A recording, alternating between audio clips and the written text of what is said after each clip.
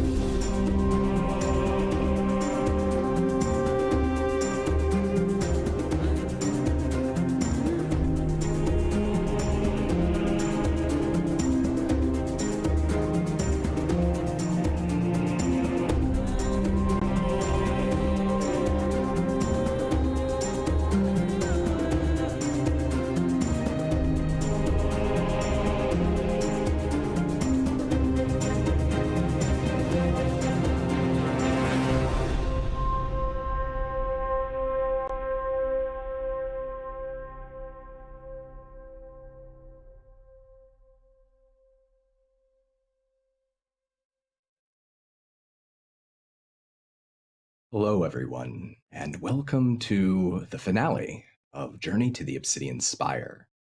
What began as a caravan of warriors and politicians has dwindled down to a small crew of would-be heroes on a race to save the city of Balic from yuan-ti shapeshifters, invaders. There's Horson, the reluctant and retired gladiator, fueled by hate of what the yuan-ti have taken from him, an old friend and the peaceful life he worked so hard to make for himself. There is Dia, a powerful woman who is not at all who she claims to be, torn between duty, ambition, and something else, too. There is Lux Marilla, the brave young rogue wizard, last in line of the once great house Acacia. With Marilla, their dear friend Van, a bright and young street urchin with a gift for preserving magic. And there's Ebo, an old wizard doing his best to make a world that's better for his village and the people he's come to care for. And then there's Lady Akasha, the inexperienced but ambitious elven heiress who desires to become the next Caesar, and whose mind is not possessed by herself and herself alone. Their long and terrible journey is almost at an end. They have lost people along the way, even as they've become stronger in face of their trials. Their objective now is clear: deactivate the arcane device at the top of the Obsidian Tower, Spire.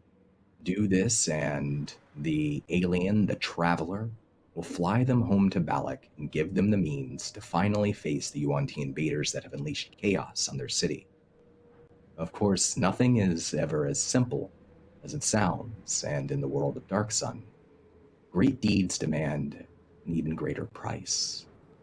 So tonight we begin our tale not on the Traveler's flying Spelljammer ship, but in an echo from the distant past.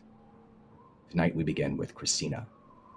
Christina, welcome back to Dark Sun. Pleasure to be back, Don. Yeah. When last we left you, unconscious on the deck of the ship after facing a gargantuan skeletal drake in the sky, Laguerre, who was in possession of Akasha's body, retreated inside her mind inside that magical mirror that Akash is in possession of. And as we open up tonight, Akasha, you find yourself in this echo of some time in the past. You can see there the shore of the Silt Sea, just at twilight, plum-colored sandstorm blowing in, silt filling the road. There's a great muted battle here, battle between an army of elves and an army of living elementals, fire, magma, air, earth. You see in the midst of that battle, the front of that battle, these two forces colliding. Caesar himself, wearing long, dark robes. He looks unmistakably like Caesar, but he also looks much younger than the last time you saw him. And on the other side of the battle, at the front, facing Caesar directly, you see an old woman wielding a gnarled wooden staff, summoning magic from the earth and from herself. And Caesar, too, he summons magic from the earth and all around him. There's an explosion of energy. And when the dust settles, that woman, one you've seen before, the one that looks at you through the mirror, her body falls, disintegrates. And from it rises Laguerre's spectral form. The battle continues to rage, just a memory. But Laguerre's not looking at Caesar. Laguerre's looking at you.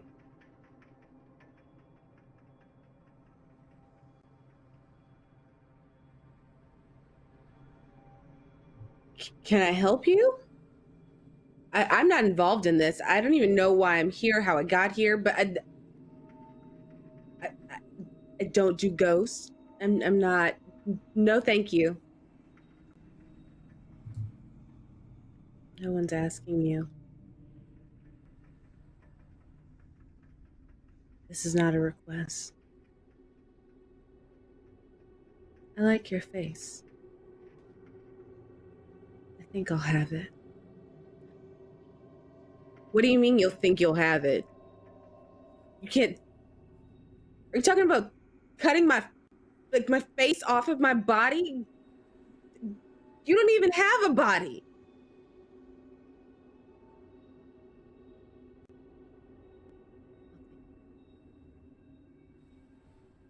And that's when Laguerre steps into Akasha's body.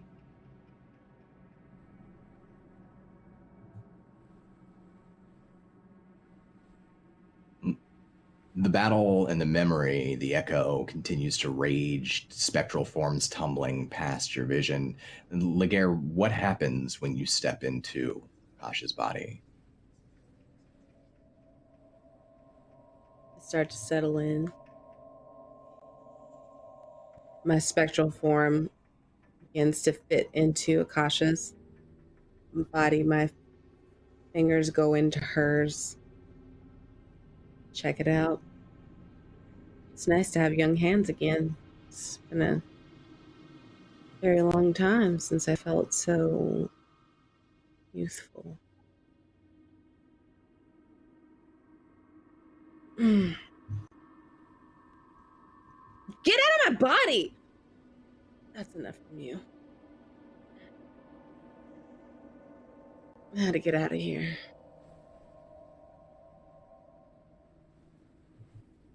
And I think that's actually. But are we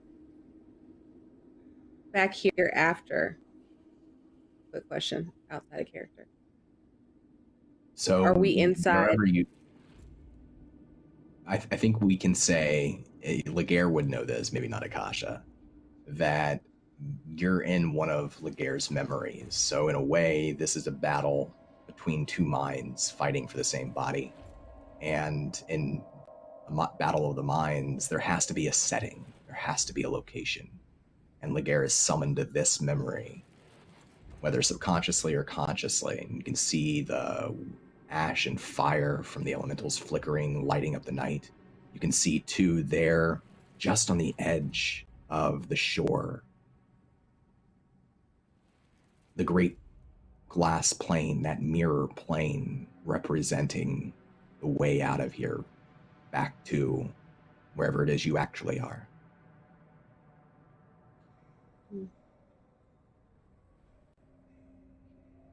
No! And Akasha is going to push Gare out. This could be so simple for you. You would just let me take control.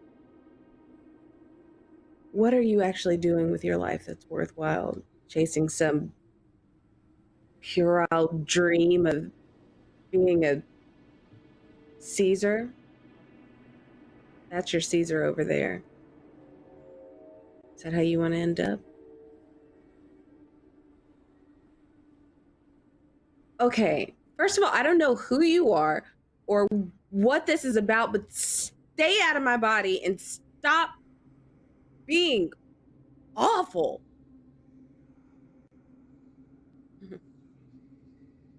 One way or another, I'm going to have your body. So you might as well just give it to me. Over my dead body. That's literally what I've been saying. You know what? Sometimes you just gotta break a few eggs. And with that, Laguerre is going to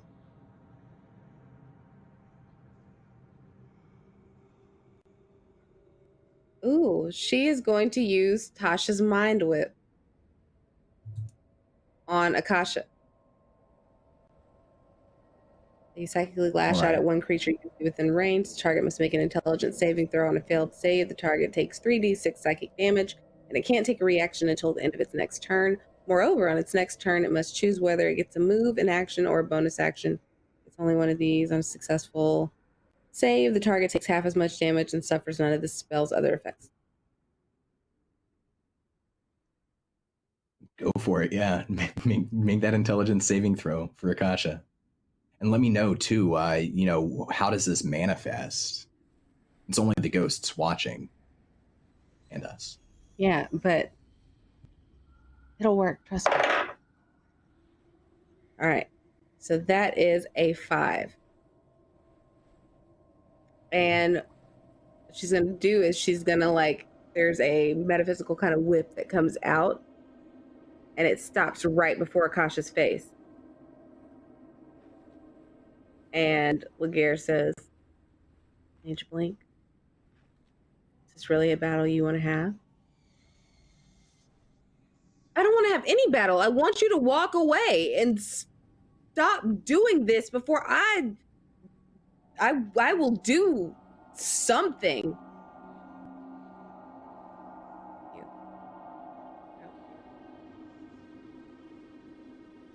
And she looks around and she's just kind of trying to gauge how she can get back through the mirror before Akasha can figure out what's happening.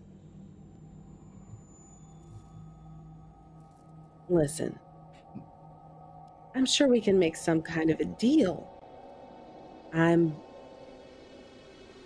Could kill you, but then that messes up the body that I need, and it's really just counterproductive.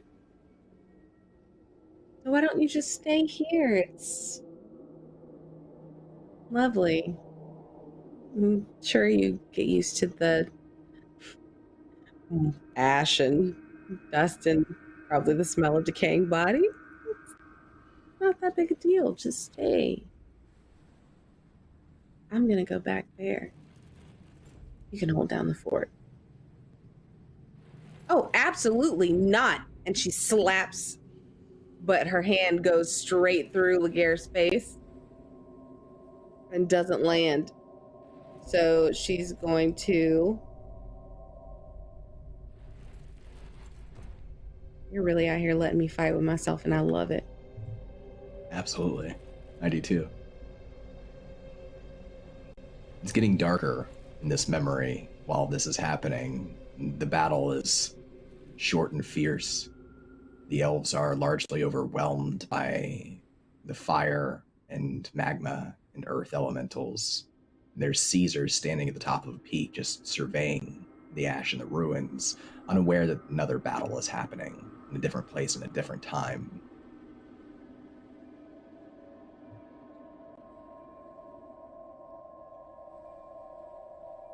All right. So Akasha claps her hands together and casts Thunderwave. What was it? Yeah, the stat block there.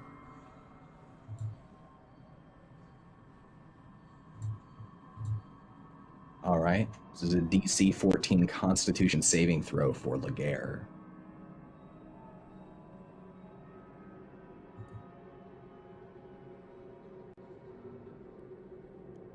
Mm-hmm. It's a 19. All right, so that's going to be half damage. So let's see, what is that? 4 total damage to Laguerre, but no, she's not pushed back or anything.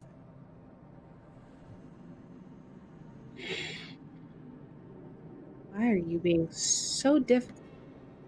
Just stay down. Just stay down. You're just making this so much harder on yourself. And she is going to cast Ice Storm.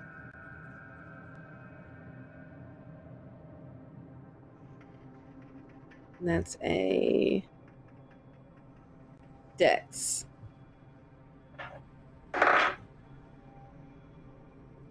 So that's a crit.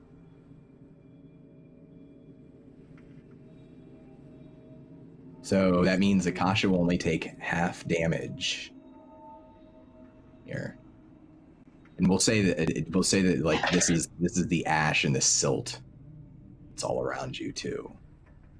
All right, so that's 2. Okay. And as a bonus action, I'm going to Misty Step towards the mirror exit.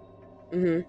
You can see, as you're getting closer to it, you can see just in the dim flicker of the light from the smoldering fires from the battle behind you now, bouncing off that mirror, you can see through it. And through it, you see the deck of the Spelljammer. I think you probably see Dia's back as she stands in front of this orb flying the ship, and you can see the environment all around the ship just shifting and changing as it flies. You see the outside world. I would love to stay and chat, but I wouldn't actually. Enjoy your time here. And just going to keep moving towards it. And Akasha is confused, but it kind of clicks that she's supposed to be trying to get out of this mirror. So she starts to run and have Elven speed. Somewhere on this thing.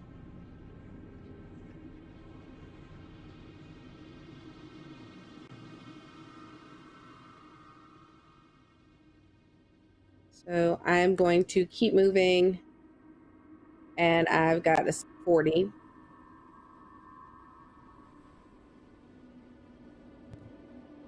And I'm just going to keep chasing after Laguerre. And Laguerre is going to, I don't know if I can double up with Misty Step or if I should just run. But she's going to, again, try to attack and slow down Akasha by using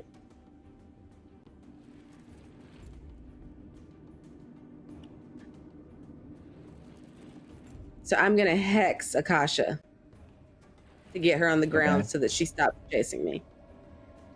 And I'm gonna place a curse on a creature that I can see within range. Until the spell ends, you deal an extra 1d6 necrotic damage to the target whenever you hit it with an attack. Also choose one ability. When you cast the spell, the target has disadvantage on ability checks made with the chosen ability. target drops to 0 hit points, but I'm not trying to kill myself. I need, So I'm going to use that and try to knock down Akasha. And I need to get back to the deck of the ship where her body is. So what's that? Is there when you? There's no attack or save. It's just It just happens. Yeah. Mm-hmm. What's the curse? Like what's the curse that Laguerre speaks or says to Akasha? Because Akasha's fast, right? So Laguerre has a head start, but Akasha would outrun her. Yeah, so that's why she has to hex her.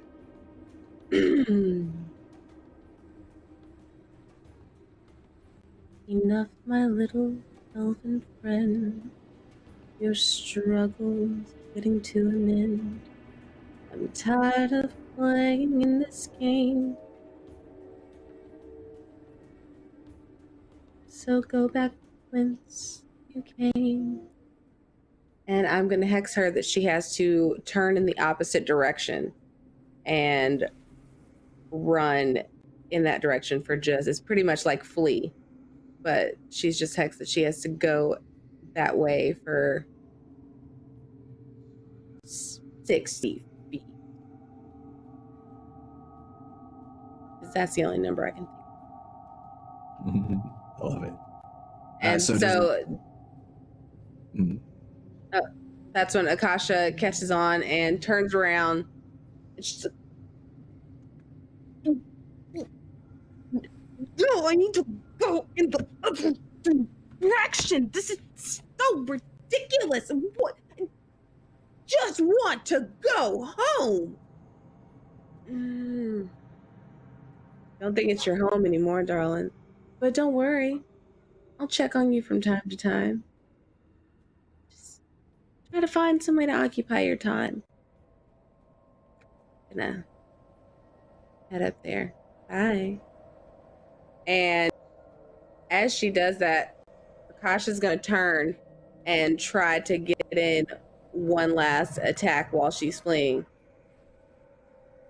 But at the same time as she does that, Laguerre is also going to cast a spell. So as Akasha casts Hideous Laughter, Laguerre, and it's manifesting, like she's just getting it up, and you see just kind of these like lips coming up in the form of a laughter, just like and Akasha's like channeling it from anywhere that she possibly can. But at the same time that she does that, Laguerre is pulling up a shield, and so you see the shield just kind of come out and form, and Akasha's spell comes at the shield, bounces off, and hits Akasha,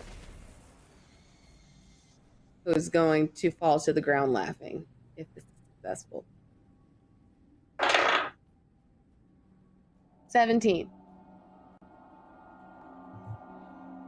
So, yeah, I think that's interesting because Akasha just stopped in her tracks and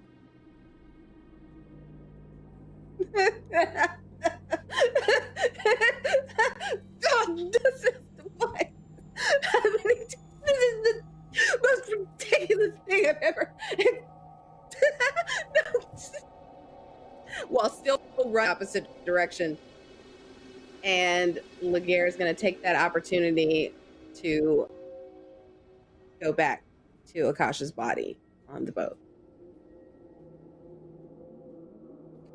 You step in through the plane, through that mirror, and that darkness, that memory fades. The memory of your death and that laughter from the girl whose body you've taken lingers there with that memory, and that fades too. And you move back into your own body, slowly coming back to consciousness, still very, very injured on the deck of the ship. And let's go and bring in all of our other friends now, too. Hello, everybody. Hi. Welcome. So, when last we left you all, many of you, Horson, Ebo, Laguerre, and Akasha, were very injured. You fought a flying skeletal drake and the undead creatures that clung to it as you flew through the air on this spelljammer towards the top of the Obsidian Tower. And when you finally defeated the drake, the explosion from the force used to destroy it caused its bones to splinter into a million directions at once. And those obsidian bones stuck into the ship, stuck into you, severely injuring you. It was Marilla and Van using some of the necromantic magic that they learned from Ebo to take from their own life. They were able to bring Horson and Ebo back to consciousness. And Dia, when last we saw you, right at the end of last session, you flew the ship, you took command of the orb that commands the Spelljammer, piloting it all the way to the top of the Obsidian Spire. And the top of this great black tower is a diamond-shaped device crafted from a purple crystal. It seems to be firing white light up towards the sun. You can tell because of your training, it's constantly defiling the land. It's constantly drawing power from the sun. And at the base of this device is something that I think Dia would recognize from her studies, but has never seen in person before. It's a tree of life here in a realm of undeath. It's this great tree, full blooming, beautiful flowers and fruits. And its trunk has been, you can tell from up above, partially hollowed out. You're not sure why. And you're just up above the tower now. You slowed down the ship. You're hovering over it. You haven't landed yet. And Ebo and Horson are stirring on the deck. What do you all do?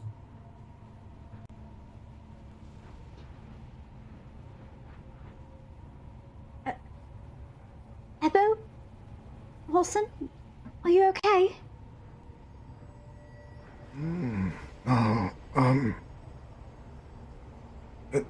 It hurts a lot, but I think I'm fine. Oh, I tried to wake Akasha. I thought maybe she could help heal. She's dreaming, maybe?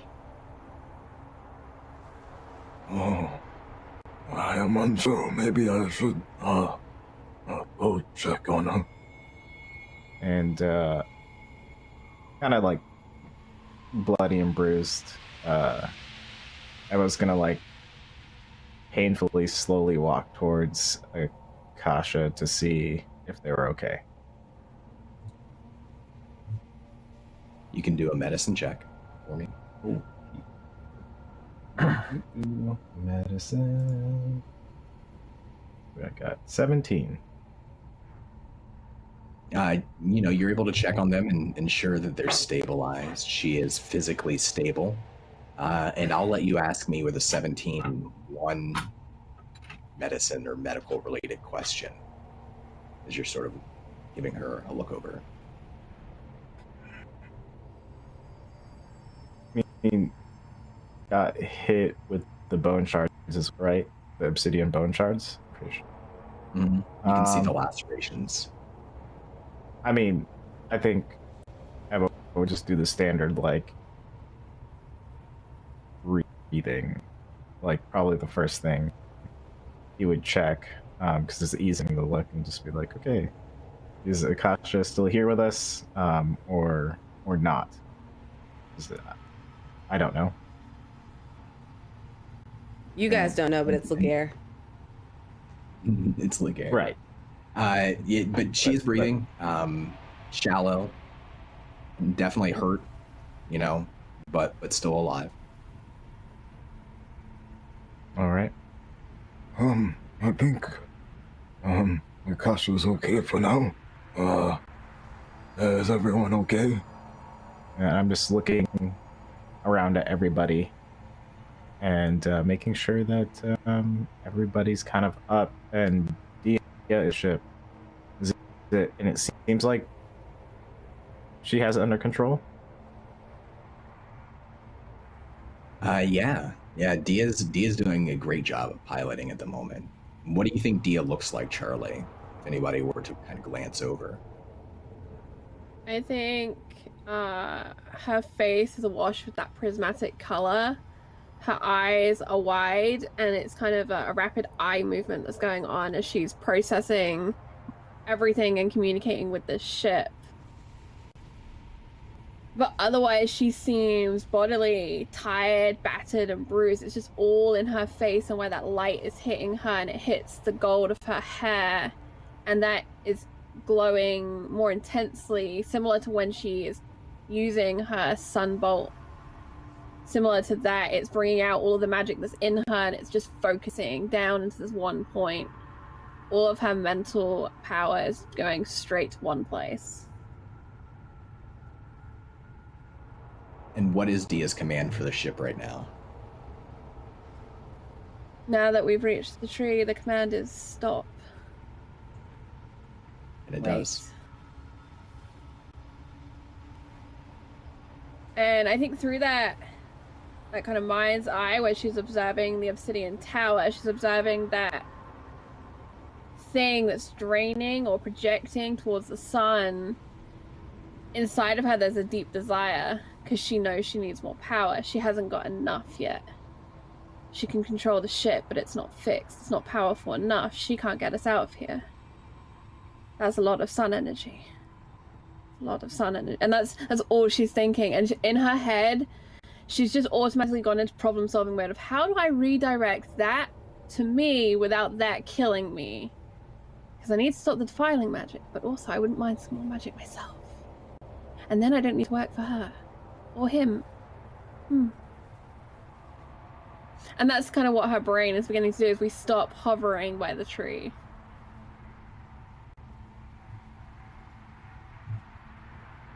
What about Horson? Let's check in on Horson here. He's still doing the Rock Lee thing, where his eyes are kind of like rolled back in the back of his head, and it's just his nervous system running through combos, thinking that it's defending itself from an attack. But depending on how much time elapses, like that'll slowly fade, and then the pain will take over. He would probably, when the ship slows down or makes a sudden stop, collapse to one knee and desperately, as he comes to, starts to, looking like an obsidian flaked echidna, try to pull out the shards from the various parts of his body.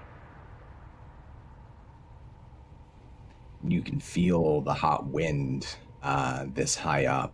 The reflection of the sun off of the obsidian world below you is bright. Despite the dark color of the rock, the reflection is bright, and it makes the world hotter, and the wind here is hot. You can feel that hot wind into your wounds as you pull out the shards, and they're kind of just watching you, wordlessly concerned for you, is Van, who I imagine is probably very close to Marilla as well.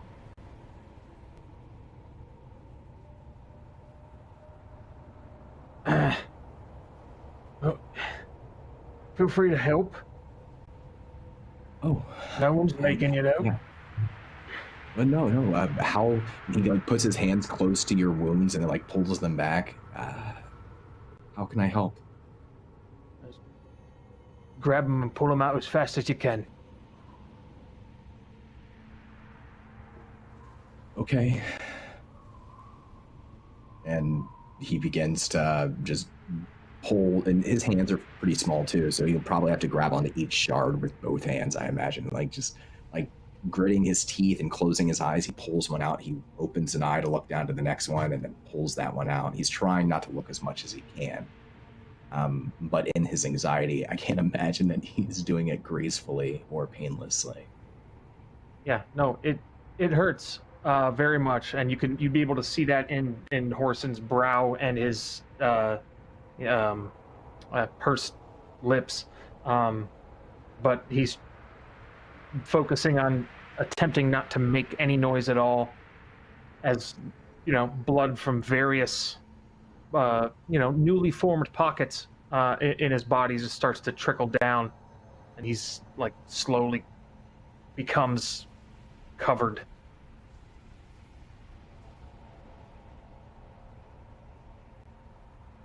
In his own blood.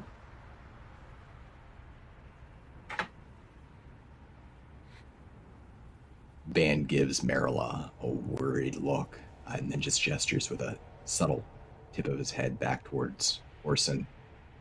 Did we do it right? Magic? You did brilliantly, darling. And I put my hand over his on Horson's shoulder, and then move just a little past it and yoink a shard very quickly. I'm trying to take them like you take spines out of a curious dog that met a porcupine. Marilla, I think, is less shy about it, a little more businesslike. Like they've been around a lot of shops. Horson would turn over to Van and say, yeah, like that. Just like that. Wow. I'd hurt way less. I'll try. He tries to match Marilla as well as he can. Not as good. He's still a little shaky. You can see his hand shaking a little bit. We'll say that, like, at this moment, Ebo, you're there still at Kasha's side. This is the moment where, Laguerre, you wake up.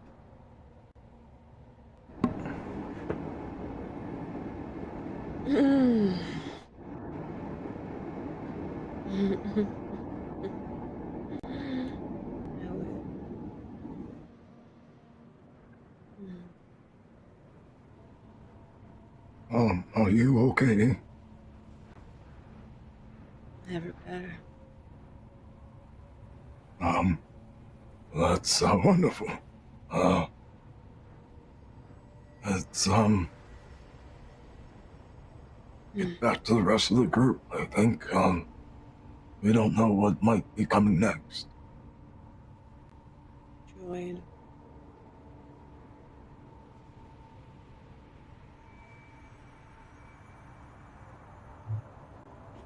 The two of you return to the others. Yep. Okay. So as you all kind of can come together, Dia's still at this orb, but you're all very close. At Dia's feet, the either maybe dead, maybe just unconscious, obviously very, very spiny with obsidian shards, Traveler, the captain of this vessel, laying on the ground at Dia's feet. You all come together. Lady Akasha, can you help him?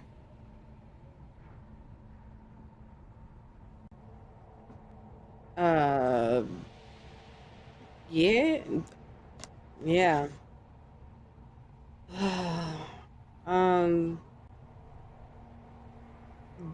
Get up. And she cast Healing Word. Okay. Go ahead and roll for the hit points. I don't know that it'll matter too much, but it'll be enough to wake him up. You can all hear sound as his the tentacles that hang off of the lower part of his face begin to writhe around, and the suction cups on them stick to the wooden deck of the ship, begin to crawl further away, and he presses his hands slowly against the wood, and he pushes himself up very, very slowly and stumbles back into that bone seat, that captain's chair, crafted from the remains of many different races. And he's trying to steady himself, and he kind of looks with his milky white eyes to Dia's back. Dia, you can hear him speak first in your mind, even as he's making sounds in an alien language with his voice. We are there. How did you fly by ship? I'm a woman of many gifts. You should rest, or you're going to die.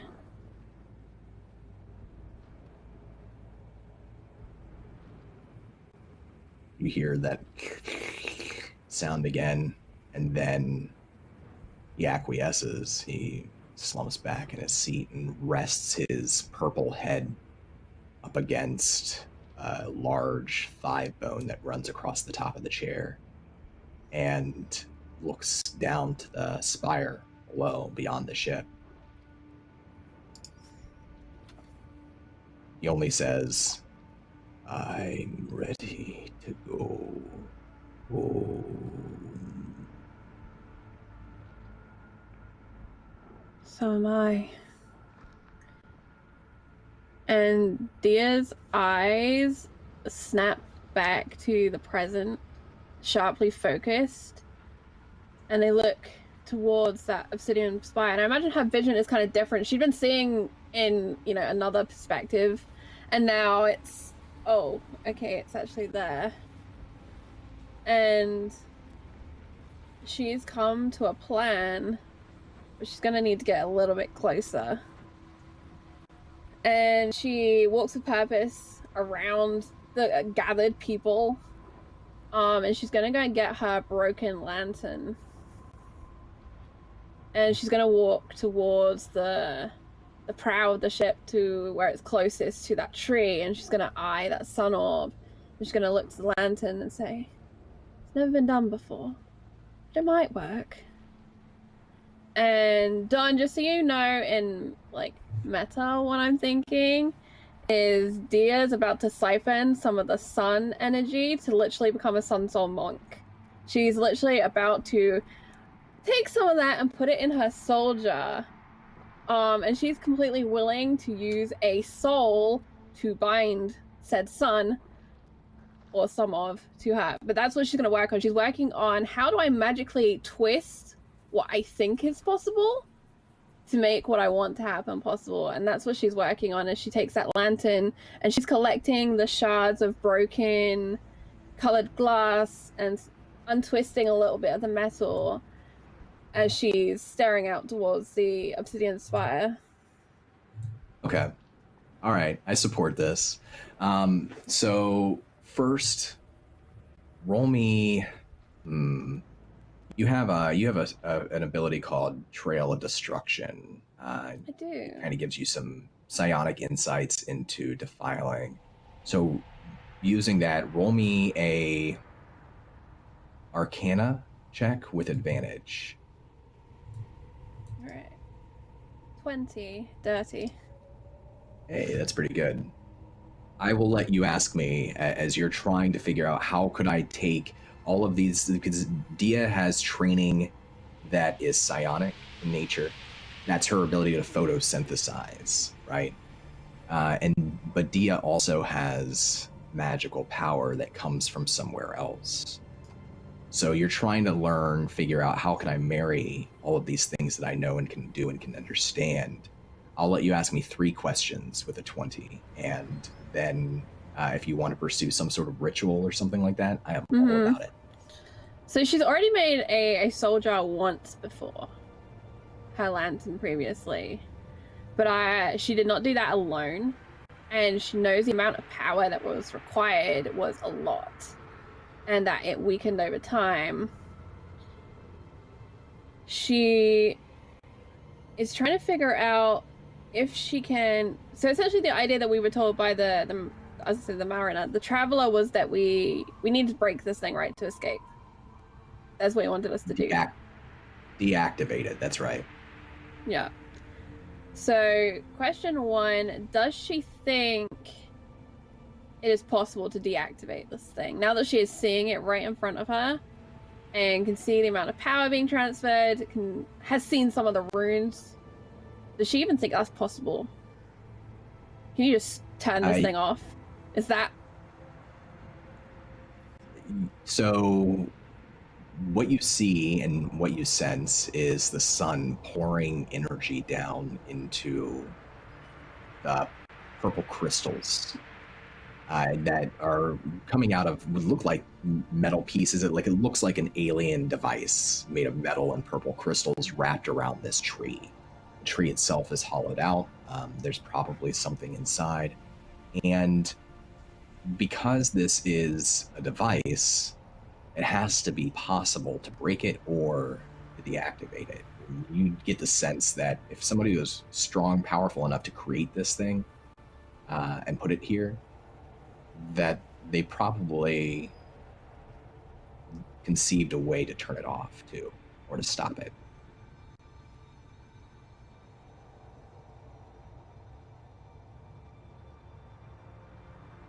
As she's repairing the lantern and looking to that light, and just the sheer amount of raw power going on here, this is a lot of power. Does she think it will be possible to siphon some of it? I'm glad you asked that question. With your 20 and with your training, you become aware of as you're exploring your own knowledge and abilities, and you're watching this interaction of sun to crystal to device, tree. You make an insight that maybe a handful of scholars have ever made in the last 1,000 years in Athos. That the sun itself is feeding into an arcane object. It is constantly defiling everything itself around it, except for that tree. The tree withstands. And I think in that moment you come to understand that the nature, the source of magic, the source of defiling, it comes directly from the great dark sun in the sky itself. It's the source of it all. Last question. So which does she think... Okay, sorry, go. I was just going to say, in that way, defilers have been collecting and using that power for a very long time. Which does she think is more powerful, the tree or the sun?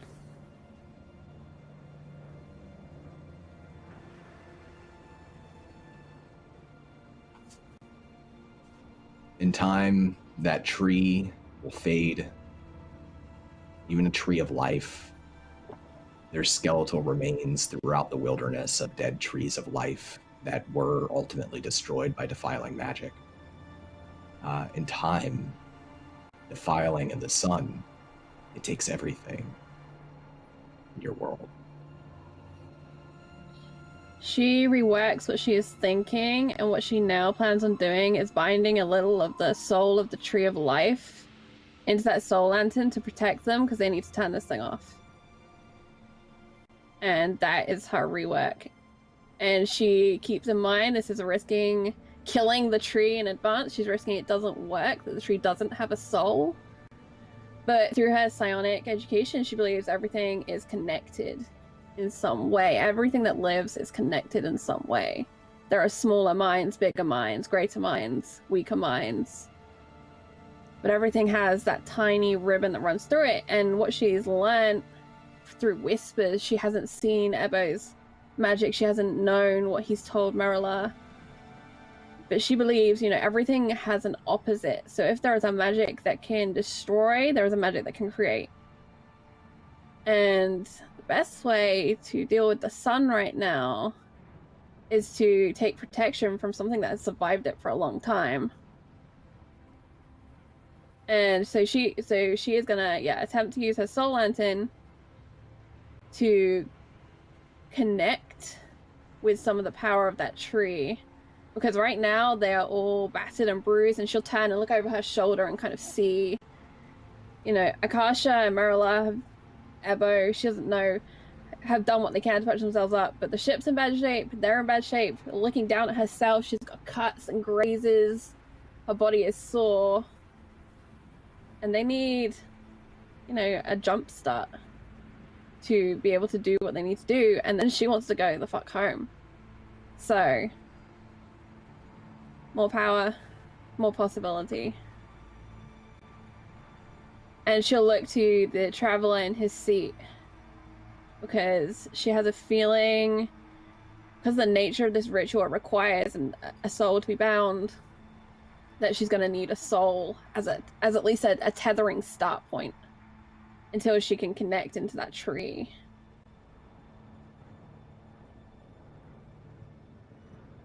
He looks back at you. Doesn't have pupils. It's hard to see and understand his expression, but you know that he is looking at you. His tentacles are just slowly, weakly writhing at the bottom of his face. Can you hear me? Yes, I hear you. This lantern used to be the home of a great druid, I suppose they would have called them. Someone connected to the world. Was his home for a long time. It is a lantern that doesn't run on oil.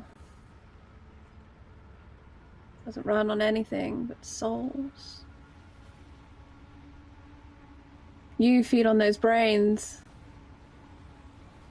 That collection of yours. You want to escape this place. I'm going to offer you a deal. I need to borrow your soul for my lantern. I need power to accomplish what needs to be done. When it is done, I will take you with me to the city of Balic. From there, you can do whatever it is you want to do.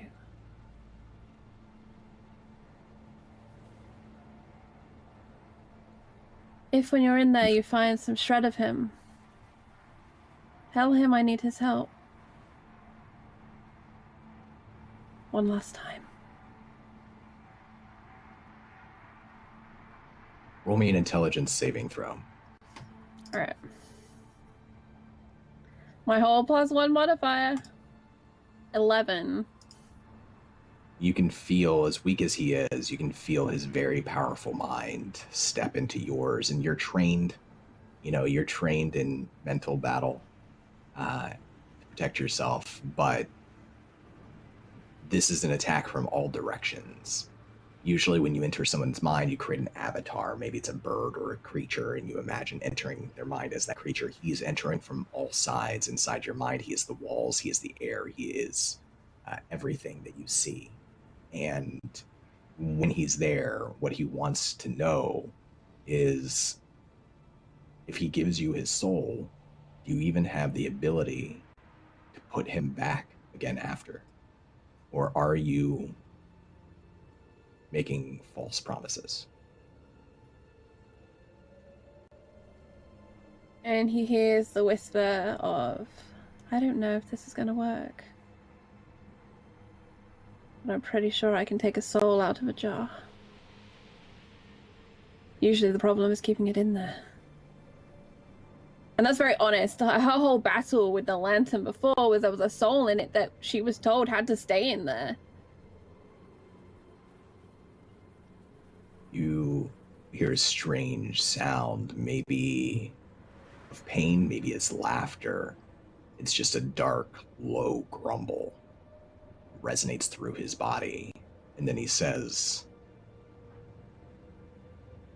"Your crude magic. This planet's crude magic. It is nothing. If you need a soul, take one of theirs. I am meant for the stars." Their souls are too weak for what I need to do. My magic is crude, but it is the battlefield you have chosen, this planet. And my magic is borrowed from her. Isn't it an entertaining war that we wage? Don't you want to fight, tired traveler? Perhaps I take your lantern and put you inside instead. He starts to like squick and push up from his bony chair. You won't gain a lot with me in there.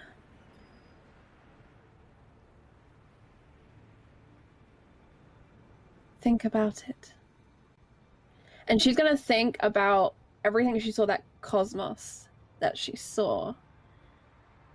And then she's gonna drag him, or at least mentally drag herself back to here, to seeing this tree for the first time, and then to Balic, into one of the few paintings she's done is a wall in what was once a school. And it began as an engraving. And it's an engraving of a great tree over a desert with rolling sands and of ships that travel to this tree. And she remembers touching the carving of Caesar, who stands proud on the lead ship. And her fingers are covered in different colored clays, which is what she's using paint with, as she fills in the details. And she glances down, and beside her, tiny jewels of different colors, ways to fill in particular points, to add glitter. And she remembers filling in each of the stars. And then someone comments to her that it's time, she needs to go and work on her other project now. She wipes those fingers down on her shawls and hurries away. And in an instant, she remembers how she made the lantern and how much time and effort went into that thing. I'm a maker. I bring together powerful things to create even more powerful things. I'm not the tool. I'm the artificer. You are very powerful, as you say. And you have a fight. And she remembers that fleet, and she remembers the yuan-ti queen talking to her, or the god queen. She remembers the betrayal of her mother, and she's trying to force some of her strongest emotions in his direction to provoke him into empathy. And then she's flattering him, in a way, presenting him as a jewel in this plan.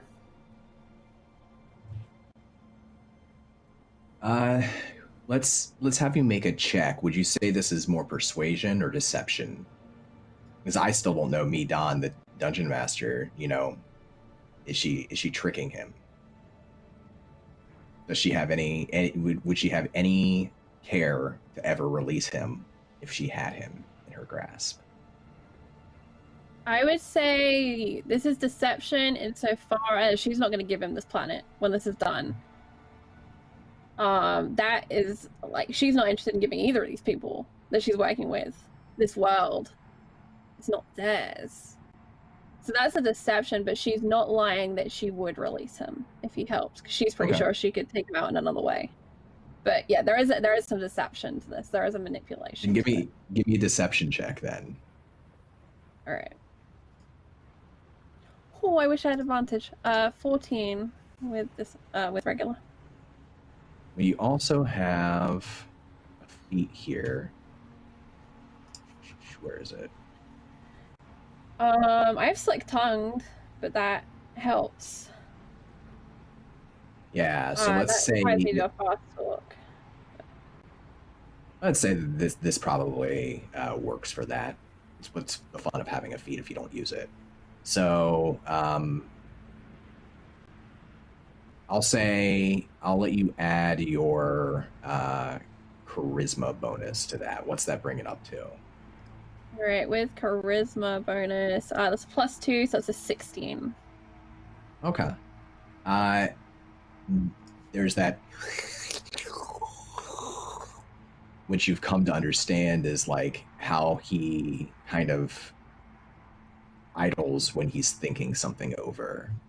And he leans in very close enough that you can really, really smell how fishy he smells. And just says barely beneath his breath, "If you try to contain me, you betray me. I will bring them all down from the skies on you. I will bury your backwater world. Do we have a deal?"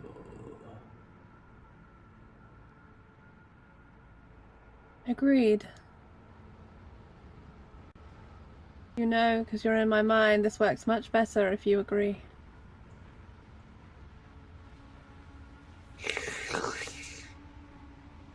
I agree.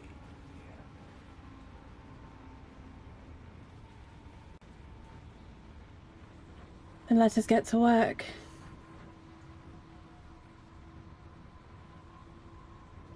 And she turns and she looks to her friends, or the gathered party.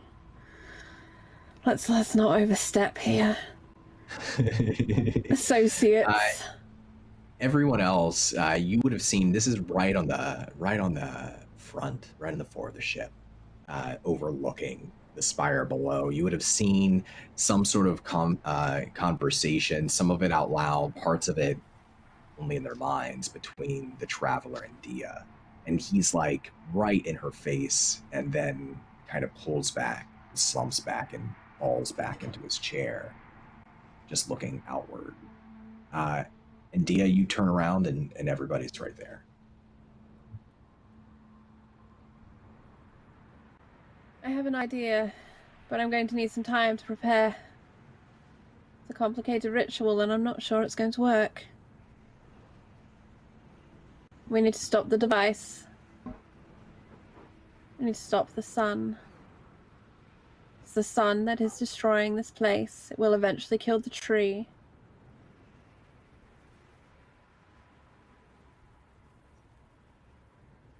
To help us do that, I have a plan. To give us some protection. Give us a little more strength.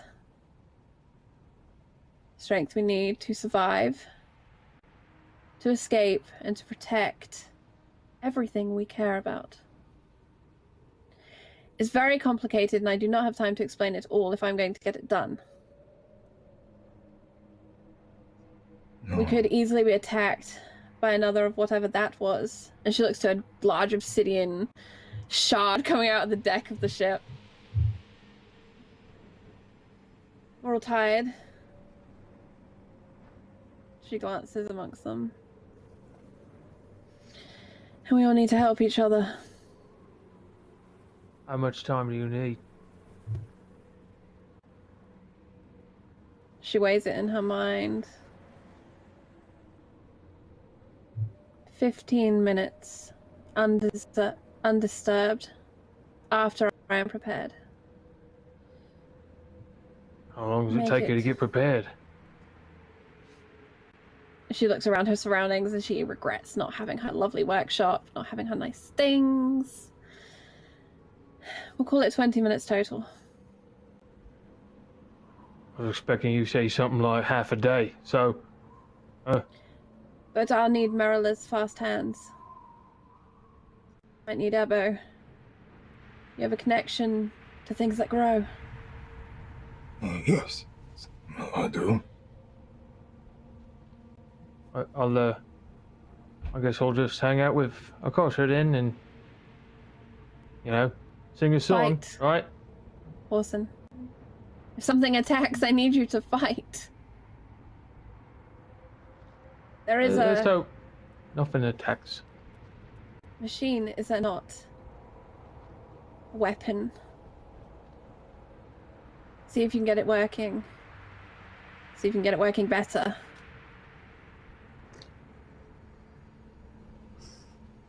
Marilla?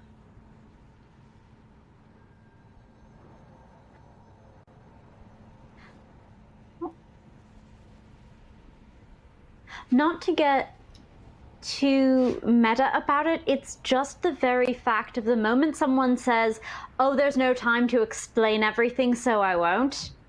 It's just that. So can I just roll an insight that, assuredly, you know? Absolutely. Oh, okay. That's not actually a whole but. That's a 17. Dia genuinely thinks so- there's no time to explain everything. What's your with a 17? What are you trying to? What are you trying to glimmer here? I think that's probably what...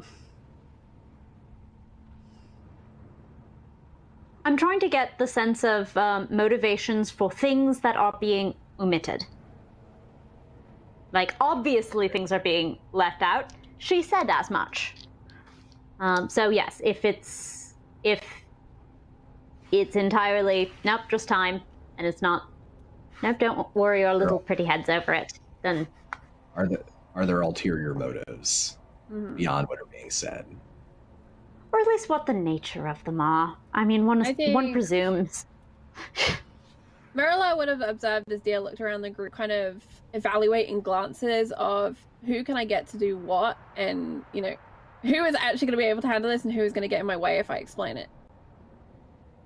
So you probably have the impression that whatever she's going to do, people would probably object to. It's probably dangerous, and she's basically referenced that she can do things that she's never before referenced she can do. Mm-hmm. All right. Marilla will absolutely stay close on the thing that concerns them then. Perfect. So they'll throw a look back at Orson, a look back at Van, and then move up to Dia. Just sort of like, you know, sit tight, darling. He waves and looks over his shoulder up at Orson and says, I can help you out, or you, Lady Akasha, if you need anything. Hopefully this won't take too long. I'm ready to get out of here. I think I'll be fine. Looks at all the wounds on the body. Yeah, I'm sure you will be. I've had worse.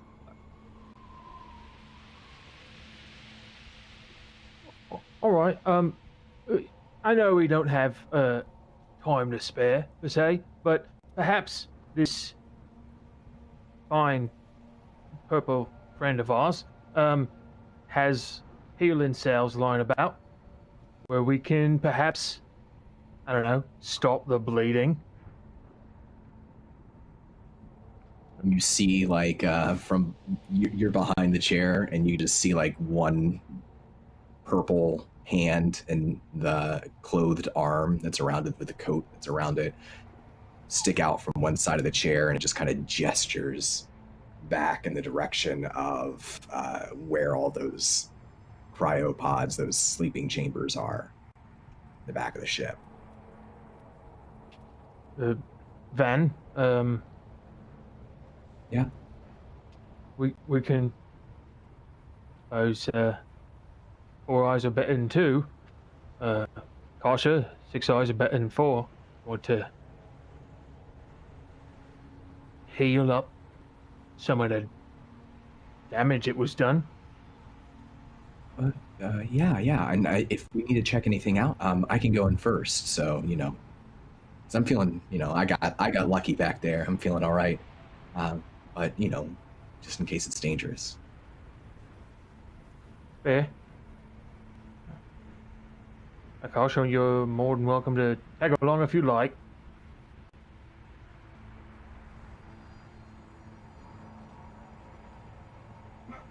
I wouldn't.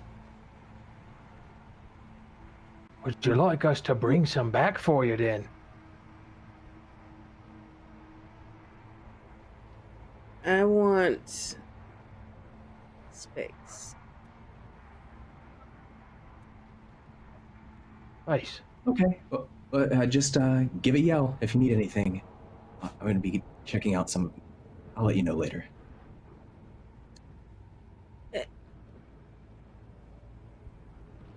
She's still bleeding and half out of breath, and she's... I don't know what makes you think that I need assistance from you, but the insistence is obnoxious.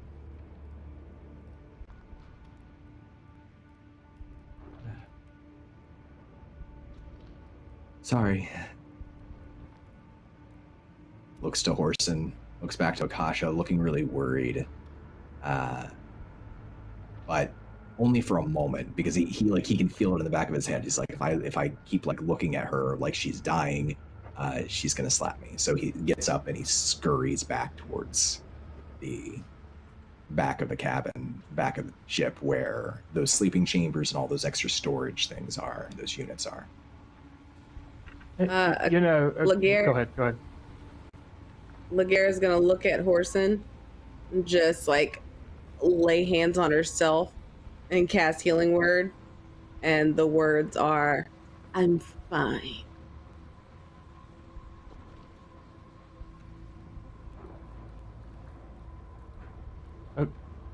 Okay. You lost a lot of blood.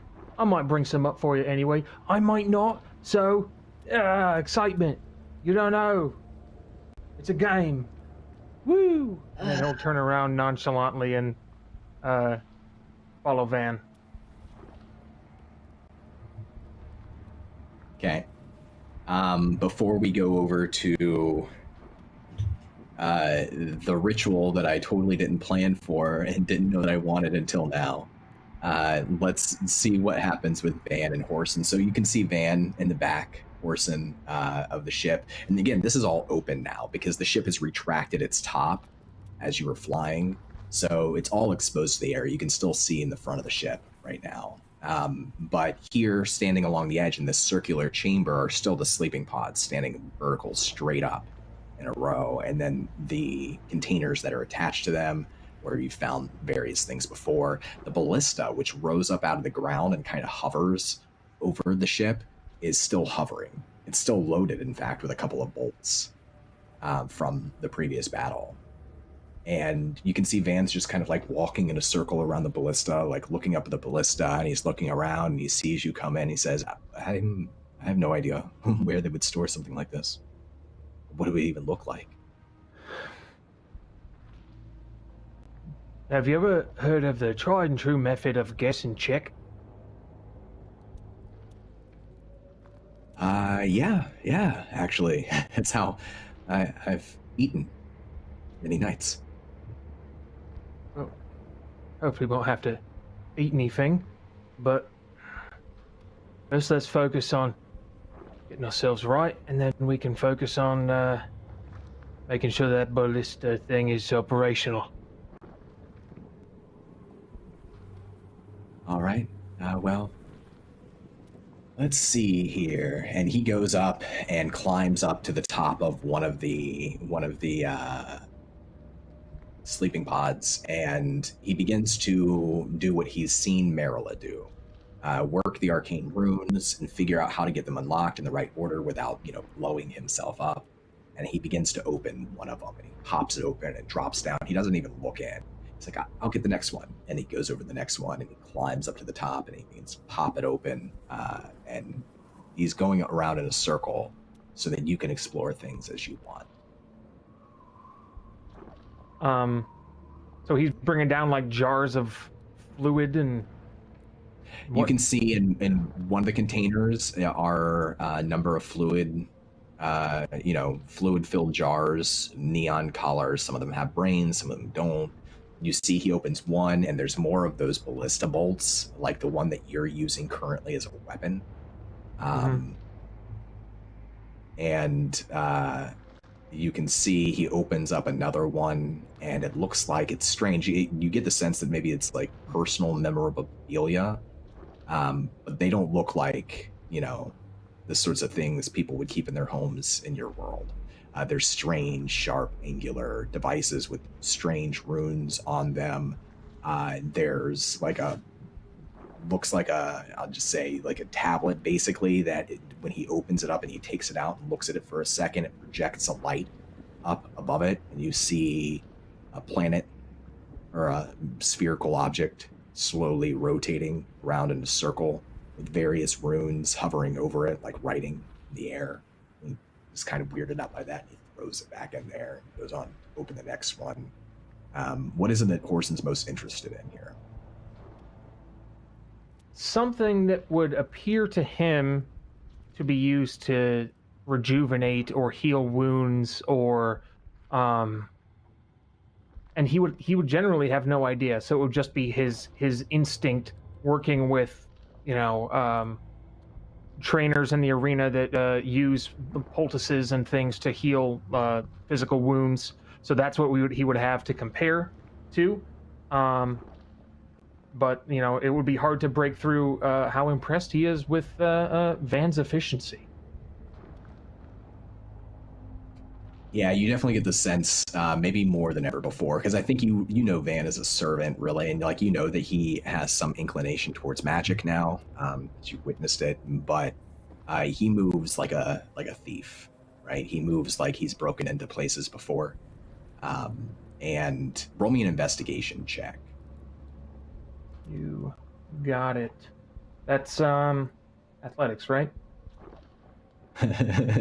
I mean, yeah, you could just break everything in here and see if any of it splashes on you and makes you feel better.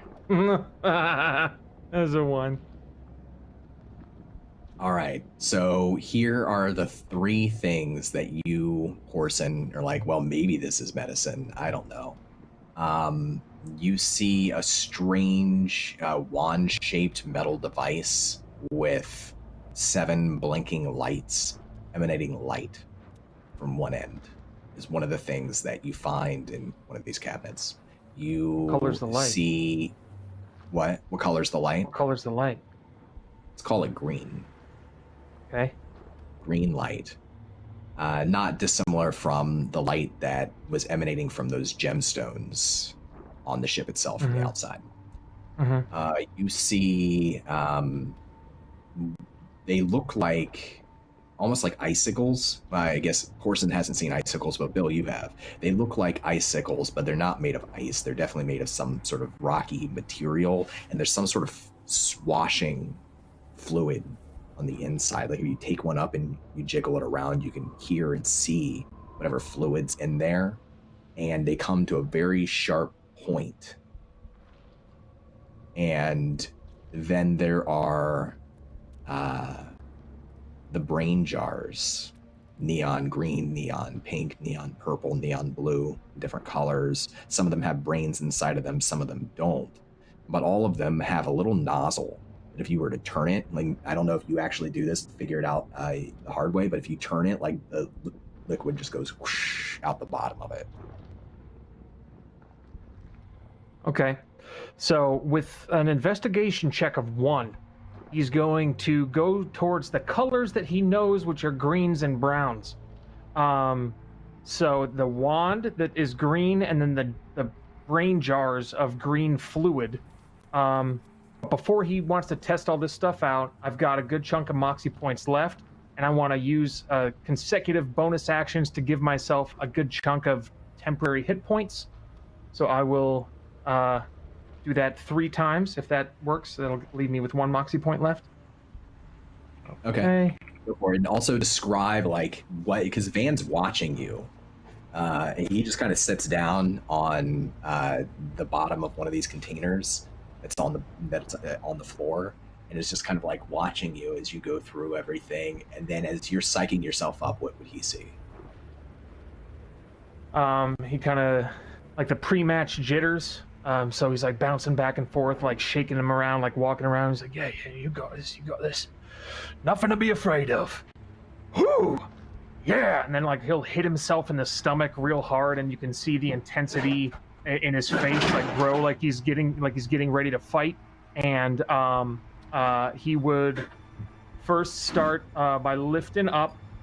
Let me roll the hit points first.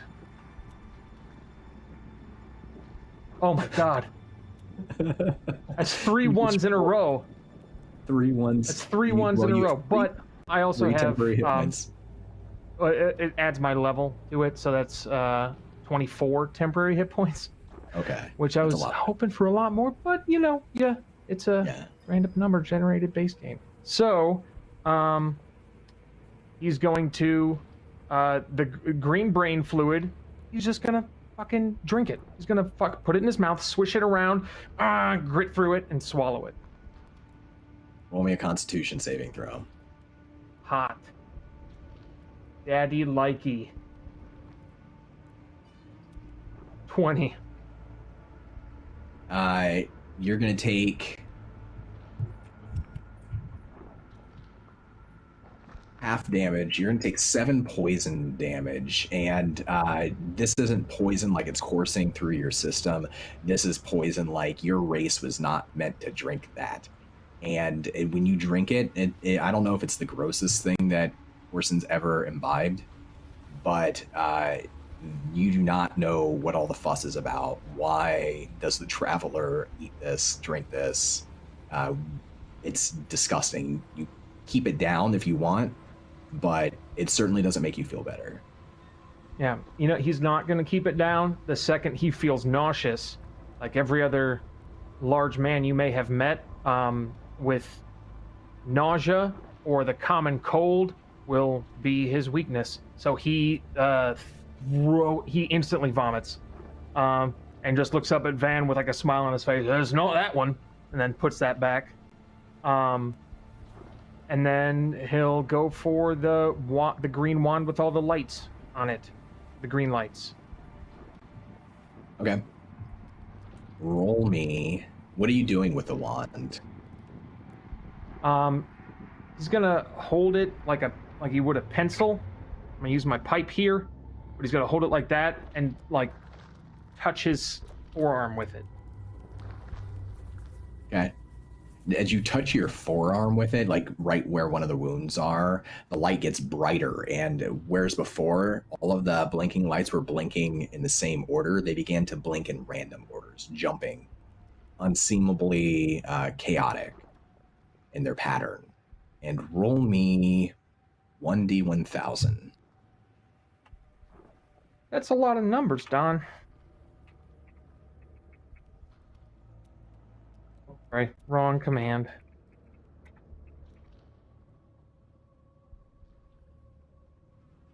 803, my friend.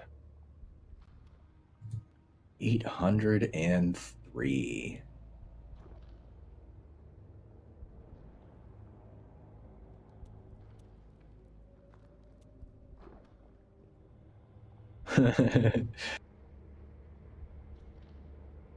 You cast the Polymorph Spell without meaning to on your arm, on the place where you target with the wand, but you get to decide. So I imagine, like, I want to play this off that Horson, whatever you're thinking about, like in your subconscious, that's what you polymorph your arm into. So what is that? He's thinking about how scabs look like the face of a cliff when cuts heal over. How rocky and craggy scabs look. And so your arm, it rocks over like the thing, right over that wound, like all around it. It gets a lot heavier instantaneously as well.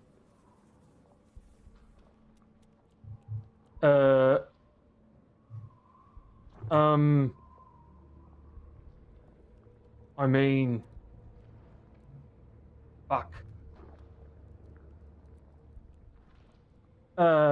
Well, it could be worse, I suppose.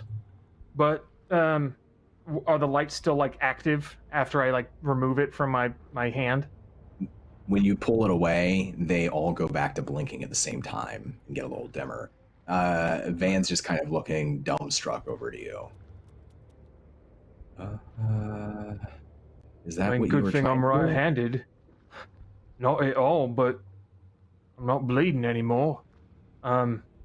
This could be useful, and he'll kind of stick it in his tunic, his loiny clothular pant thing,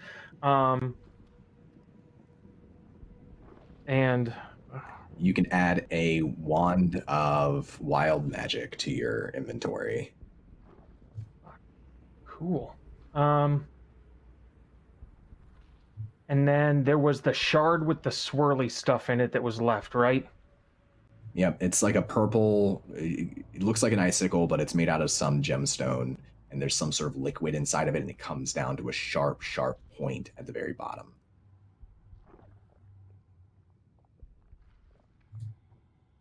It looks like it's meant for stabbing.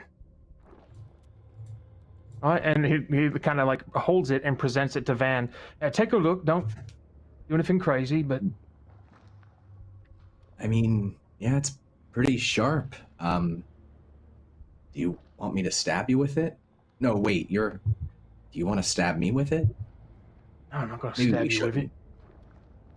Should I stab myself with it?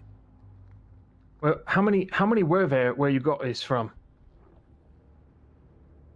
Let me roll. There was 4 others. They're all the same. I mean, they all look exactly like this, or almost exactly like this. If they got 4 others, they won't mind this. So, go missing. And it's about, for a small school, the amount of linen bandages, sets of linen bandages we keep. So perhaps it's got some healing properties. But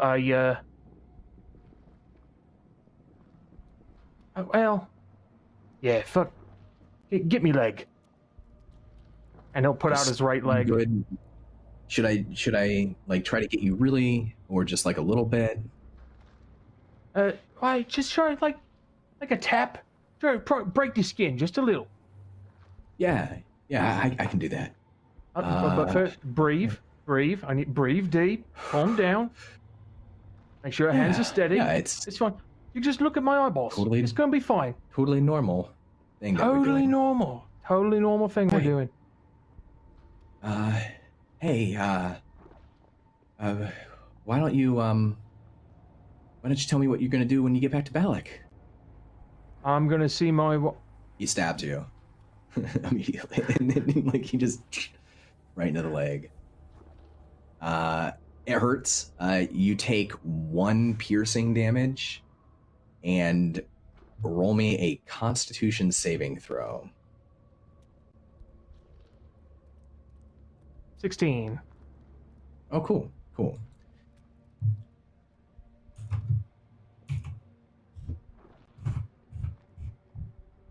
You regain 34 hit points. So the actual stab hurts for a moment, like it stings. And he does, like, maybe he didn't mean to, but I think he gets you right in one of your wounds, too. Yeah. So it really stings, but then you feel that liquid push into your body, like in through that wound, through the opening, the sharp tip, like a giant crystal syringe.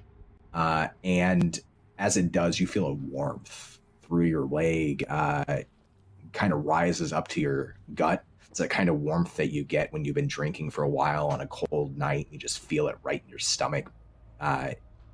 It's a little nauseous for a moment, and then that passes and the warmth remains. That's it. That's the winner. That's the one. All right. Now, if I don't want to knock any shells down with this, my new uncomfortable arm, which I hope goes away very shortly. If you'll just grab the rest of those things, we can use them to heal up everyone else. Yeah, sure. I'll grab them real quick. And, if you feel any side effects later, you feel like you're starting to change into, I don't know, something else. Why would I have Just give me side a effects? heads up. I don't know how this stuff works. Orson? What's a side effect? So it does something else in addition to. I don't know. Okay, well, what's done is done. Great work, stabbing me leg. So, well, I like that trick with the asking me something you didn't actually care about and then stabbing me. That was. Yeah. My dad used to do that. I'll gather these up and we should get back to the others. Yeah. Thanks. I'll make sure the ballista. I don't want anyone else to get freaked out by this yet. So. Yeah, I wouldn't worry about that. He just quickly turns away and goes to gather up the crystals. Is there anything else you're doing? As he's like doing that, he's kind of going through his combinations with this thing and like shaking it out and trying to get used to it. Slaps it, kind of experiments with it. Fuck. Oh, shit. Okay. It's gonna be fine. Not weird. You can do it. Okay. And then he'll move towards the ballista and start like attempting with his right hand, making sure it's still functional. Awesome. Yeah, and it's still working. It takes you a little bit to figure it out. You're still working on figuring it out because what Horson doesn't realize is that it's sort of powered by arcane ability. It takes magic to really use it, like this entire ship. But Horson doesn't know that. So you can mechanically get it to turn, but you would never be able to fire it yourself. If you try, then that won't work, but you can get it all loaded up and ready and move it around as Van gathers up everything else and says, we should get back to the others. Yeah. All right, I'll just hang out here for a bit. So you go and... Okay. Well, shout if you hear anything or feel any side effects. He turns and bounds off.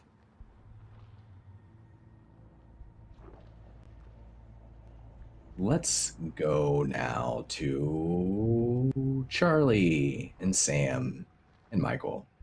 So, I want to hear it because I don't know what is Dia's preparations here, because it's going to take her some time, and that gives Ebo and Marilla some time to either pitch in and help or do their own things.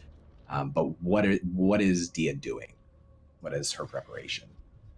I think that Dia is taking some parts of those obsidian splinters and is reworking that into the lantern, adding breaking chips to fill in some of the color glass is just totally destroyed where she kicks it off the table, and it's taking a new shape. And I think she's maybe using a sun bolt or two to try and heat the metal to make it more malleable, to bend it into a new way so that it's now a new whole. It's, to her mind, it's very janky and it's not very pretty, and she's not super happy with the work, but for intents and purposes, it's what it needs to be. And she's currently focused, I think, on etching in the arcane elements and instructions for the jar. And I'll give you this too. You have the ability while you're crafting, if there's any other runes that you know that you want to add to this object, you could do that too. It could be multi-purpose potentially if you'd like it to be. Ooh, this is interesting. I think she adds the runes for minor illusion to the lamp to help her hide it in the future. And I think she would begin working on the runes for comprehend languages to assist in understanding and communication. Even though the occupant is about to be a mind flayer who should have zero problems communicating, you know, multi-use jar, I don't intend to keep fixing it all the time. It needs to, you know, do what it needs to do. And I think that's what she's mostly working on right now. It's one of those, while I'm here, all right, comprehend languages. Let's see. Sure. So are you doing this right out, like, on the deck of the ship? Have you lowered the ship to the top of the spire, or are you still kind of hovering up above it? I think still hovering for now. Okay. She doesn't want to get too close. It seems like there's still so many unknowns, and it's like, all right, we can hold here for now. I need to do this on a stable position. And as she's like been working, she's maybe explained a little bit more to Marilla and Ebo what she can of the plan. The points that she think they would understand, at least, of the mechanical aspects of what she's doing. That, you know, the captain's gonna help. Gonna transfer some of his power into this jar. We're gonna take a little bit of power from the tree to protect us, because we need to stop Big Defiling Bull. It's very bad. Like, that's essentially the breakdown she has given them. But she's very busy. Is one of those, you know, handymen, like, she'll, like, if they ask a question, she might snap a little bit because she's in the middle of, you know, something very fine, and then occasionally she might be asking Marilla to prepare certain elements for the lantern as well, because Marilla is very dexterous. Let's paint Ebo and Marilla into this as well. Start with Ebo. Ebo, what are you doing here as Dia goes through and begins this crafting? You know. Dia said that we need to do something with the tree. You're super quiet, Michael. Your volume's a little low. Hello? Can you hear me? Is it better? That was weird. If Dia said that something needs to be done with the tree, we're right above it on the ship, right? I forgot that levitate, I can only go vertically up and down. The other time I was like moving horizontally, so apparently that's not a thing. But I think Ebo's gonna try and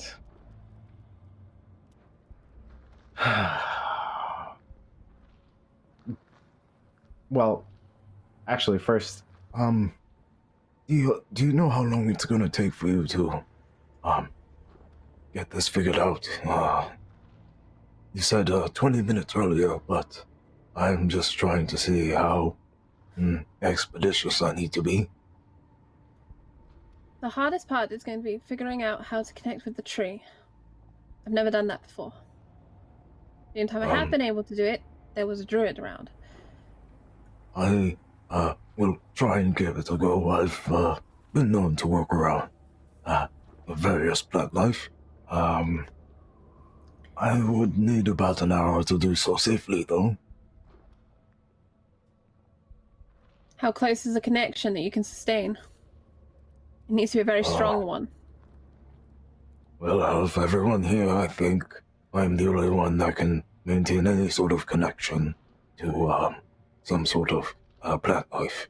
I've never done something so direct, but I would assume that I would be the best for it. What is the nature of the connection? Arcane? Psionic? Perhaps arcane, yeah. Perhaps it's life that's cycled, or things of that nature. Alright. She works through in her mind that this is even better because now she doesn't have to figure out how to do that part. That was like her current like stalling point of, I used to be able to connect to the world. I can't do it anymore. How am I gonna get to that point? Alright, an hour. I think that's the maximum we can afford. Any ideas on speeding it up would be appreciated. I mean, I can be expeditious. It's just I would leave myself in a precarious state, like many others here. How precarious? Well, I don't know. It might not make it back, but I guess if others can, then, I can get it done quickly. We will take the hour. And Marilla looks back to Horson, just who looks like suntan oil, but blood. I think, given the uncertainty, we ought best give people a moment to recover themselves as well. Yeah. So the hour And isn't too harmful. he's got his left arm behind his back. Yeah. Van has some things that could. You've got you. Okay, it's weird. You stab yourself, and you feel better.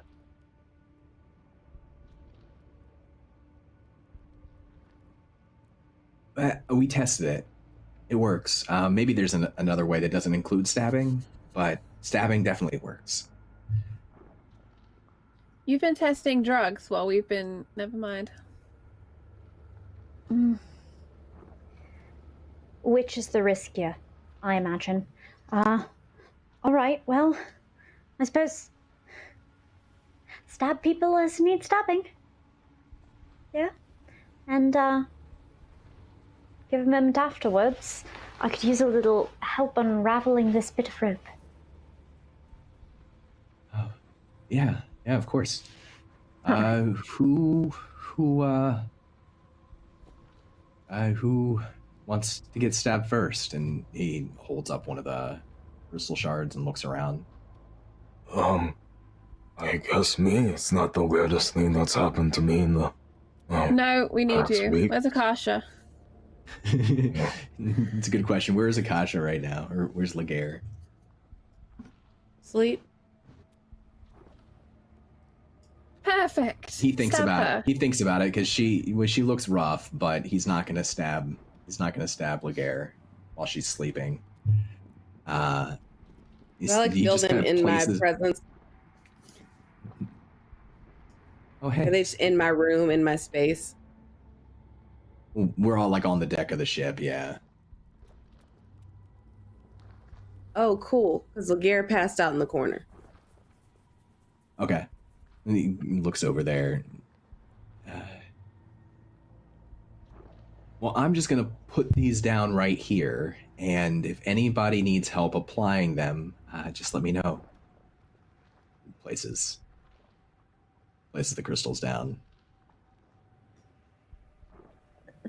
Thank you for finding healing stabs, dear.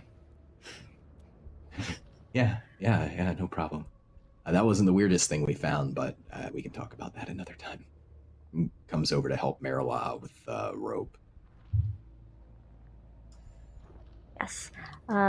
So Marilla is unraveling rope from their adventuring pack as a means of creating string that then they can knot with. And they're going to try to copy the preserver's knots from their bracelet and are going to wrap it around a jar, kind of the way that you wrap a copper coil around a piece of metal to get an electromagnet, which Marilla would know nothing about, but this is visually and perhaps arcane, the principle. Okay.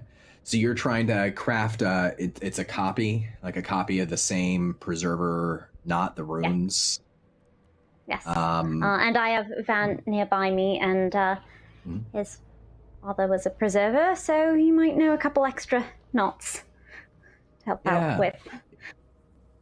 I think once he sees what you're doing, like it takes him just a moment to get it. And he's like, oh yeah, hey, should have thought of this earlier. And he sort of gets down on his knees and comes over to help. He doesn't, put his hands and like try to get involved with his hands, but every once in a while he'll just sort of like gently try to place a hand on your shoulder. Say, oh, look at that one there, and then compare it right here. Cross compares the two to help you out. All right, thank you. That's a good idea. These are really complicated knots. If they were easy, everyone would do it. While I'm working on this, could I ask you to stab me, please? Thank you.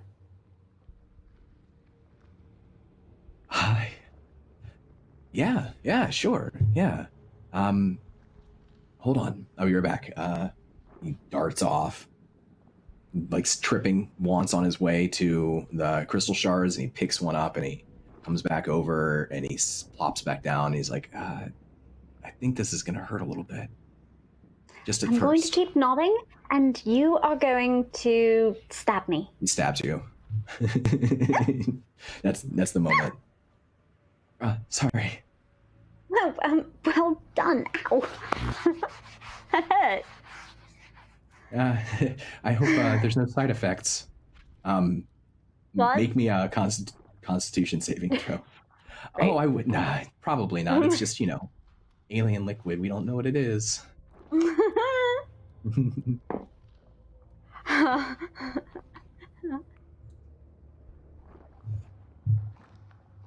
Oh. Cool. 12. Yeah. Mm-hmm. You'll still regain half hit points here. So you take 1 piercing damage. It does, it stings, and you feel just like I described with Horson, this sort of warmth pass into your body. The nauseousness that I described for Horson, it lingers a little bit longer for Marilla. It will pass, but Marilla is mechanically poisoned for 1 hour. All right, cool. I'm glad we're making this 22. an hour thing, then. Cool. Yeah. You'll regain 22 hit points, though. Perfect. And he kind of watches you worried. Was that okay? You feel all right? I reach out and touch his face. No, that felt absolutely terrible. Please stay nearby. I feel awful. And they'll lean their weight into the side of his arm for a little while they work the knots. And I think he'll try to like after a minute, he'll kind of try to put an arm around them so that they can lean a little bit more too. And he's just looking down over their shoulder at the knot and trying to help out where he can. That's Marina. Cool. Let's make a roll to see what the result of your not working is. I could take. I would take history. I would take Arcana. I would take. Maybe. Do you have something else you'd like to suggest? A skill that you think? Well, it's careful study of a physical object and recreating it. So, how do we feel about investigation? About investigation? Yeah, absolutely. And I'll say with Van's help, his advantage will cancel out the poison disadvantage. Oh, my goodness. Oh, advantage. It's because his name is... I'm going to roll my die now. Okay. It was almost a 9, and then it flipped on its side a little bit, and it was 19, which is much better, so that's 27. So I'll say in an hour, you're able to complete an entire copy of the original knot work, an exact duplicate. Excellent. Wonderful. Yeah. Yeah. So, okay. Yeah, and he's just working and checks in every once in a while to make sure Marilla's all right, feeling okay. He even has this canteen of water to offer a couple of times. Ebo, what is your plan? I am going to take one of those crystals before looking down at the tree, because I see it right over there. I'm gonna put the crystal in my robe and then I'm going to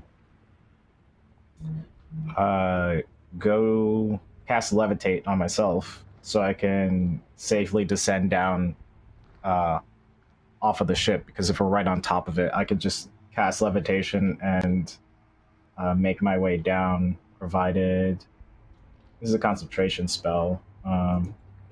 So I can concentrate 10 minutes and move 20 feet, so that's like a bunch of 10, it's a bunch of feet. 1,200 feet maybe? Something Yeah, like you're not that much higher up than the top of the spire. So yes, you can easily levitate down to the peak of the Obsidian Spire. And this is the spire itself. You're not even sure if it's a tower. You're not sure if there's rooms on the inside. It looks like a large tooth coming up out of the earth, and at its peak, a plateau, an obsidian plateau, flat. You can see as you drop down, Ebo, the roots of the tree, they run down into the rock. And they continue down the side of the spire on all sides. They don't reach the bottom. They maybe go down a third the way of this massive spire that reaches up above the mountains surrounding, above everything. And the trunk of the tree itself, as you land on the surface, takes up most of this plateau. The tree's brown and red trunk seems to glisten, almost like it's sweating. And you can see planted into the tree these metal bands, and around the bands these spirals of crystals that reach up, jut off the tree, and form a large cluster. And it's that cluster that the light is coming down into. You can see the light pass into the crystals, refract, and then pulse down through the basically tube of crystals that wrap around this metal tube. The other thing you see as you land, Ebo, is that the inside of the tree has been hollowed out, and in a crafted way. Somebody has carved into the trunk of this tree, and you can see now that hollow is filled with these crystals and more of that metal, where it should be bark on the inside, it should be wood. That's the wall. And you can see laying in the center of what would be the ground in the hollow of the tree, 3 humanoid skeletons, inanimate, not moving. One of them almost entirely turned to dust, just like a skull and a collarbone left. So I'm going to, I guess the first thing I want to do is figure out if there was a ritual done, because this looks ritualistic to Ebo. Knowing what he knows from back in his village, he's putting together it might be something ritualistic for the tree. And also, Ebo wants to look at the health of the tree. Obviously, you said it's hollowed out, but does it look like the tree is losing life or at a neutral point, or not healthy? Like, those are the things he's trying to see. You can roll me Arcana or Investigation. If you have a specific spell or ability you want to use, you can do that instead, but otherwise you may need a roll.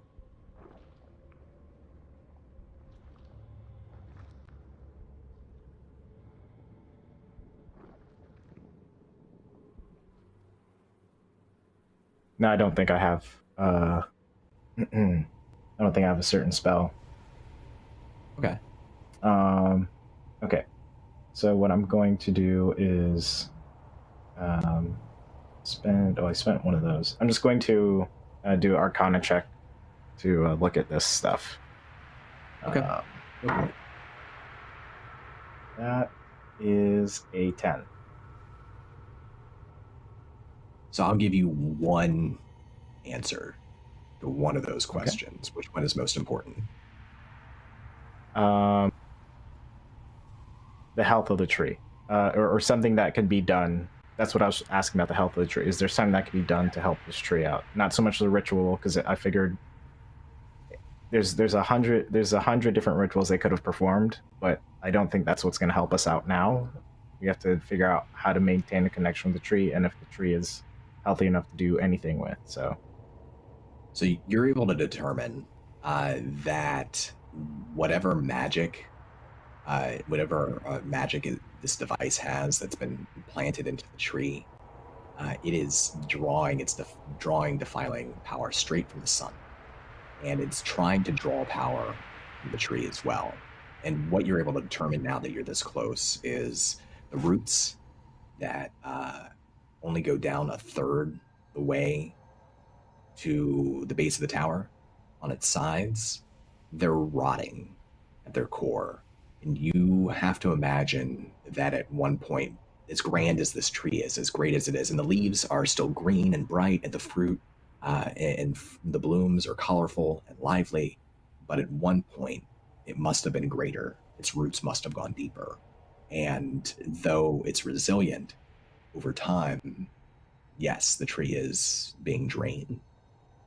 Empowering, through context, you could say empowering whatever this effect is that keeps the living trapped in this realm.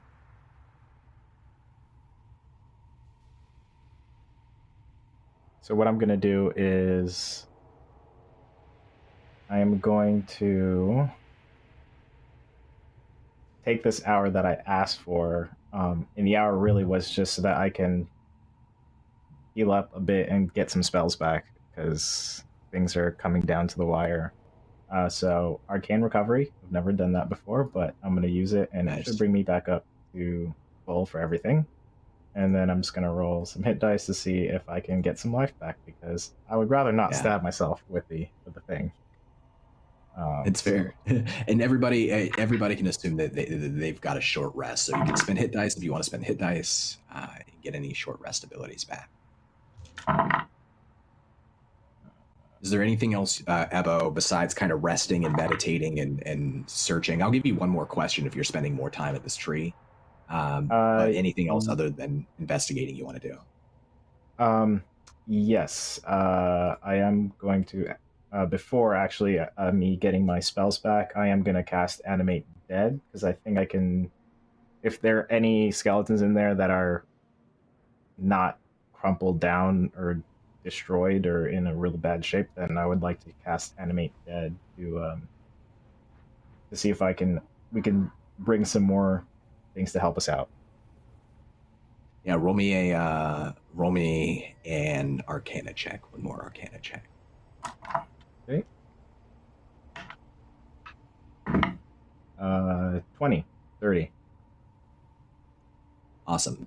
So when you cast Animate Undead on these skeletons, it doesn't work. And the insight that you get into the fact the spell doesn't work, first of all, every dead thing that you've seen in this land it's undead, right? Right. Whatever happened here, however those skeletons got here, it caused them to not rise from the dead like everything else in this land. And the extra bit I'll give you for a 20 is that you're pretty sure if you were to die right here, right now, or if one of your friends were to die up there right now, that you would come back. Just because of your proximity to this device. To this tree. Ah, okay.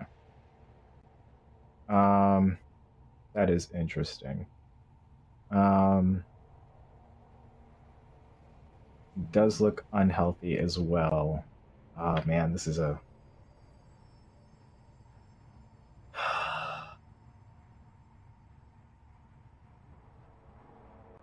I know what Ebo's going to do. All right, Ebo's going to do the things. He's going to do all the things.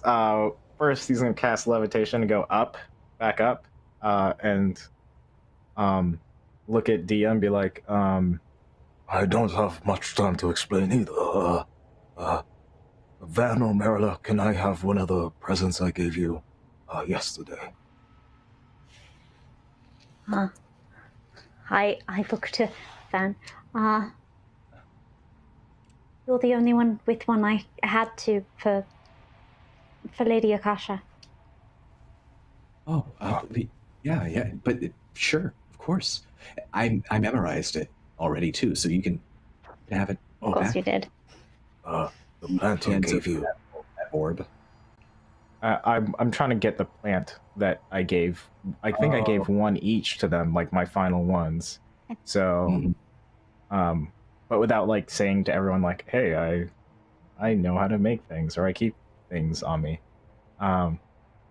So I'm gonna grab one of those from whoever Van or Merla wants to give it to me, and then I'm going, and using the same levitate spell because I'm just like up in the air, like talking to them. I'm gonna grab one of those, descend back down.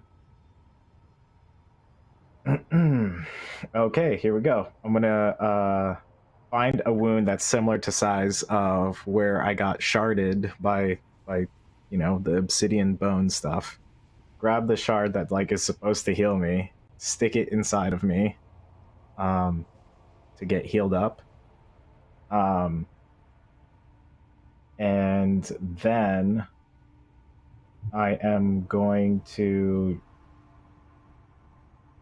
grab the bamboo, put it against the tree, and then everyone's favorite spell now is life transference. So I'm going to do that once I get some more hit points back from the shard thing, and see if something happens there, because obviously they do some sort of ritual.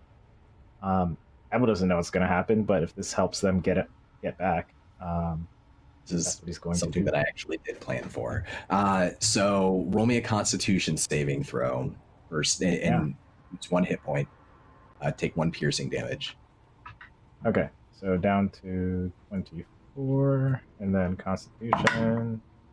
That is going to be a 16. Oh, that's really good.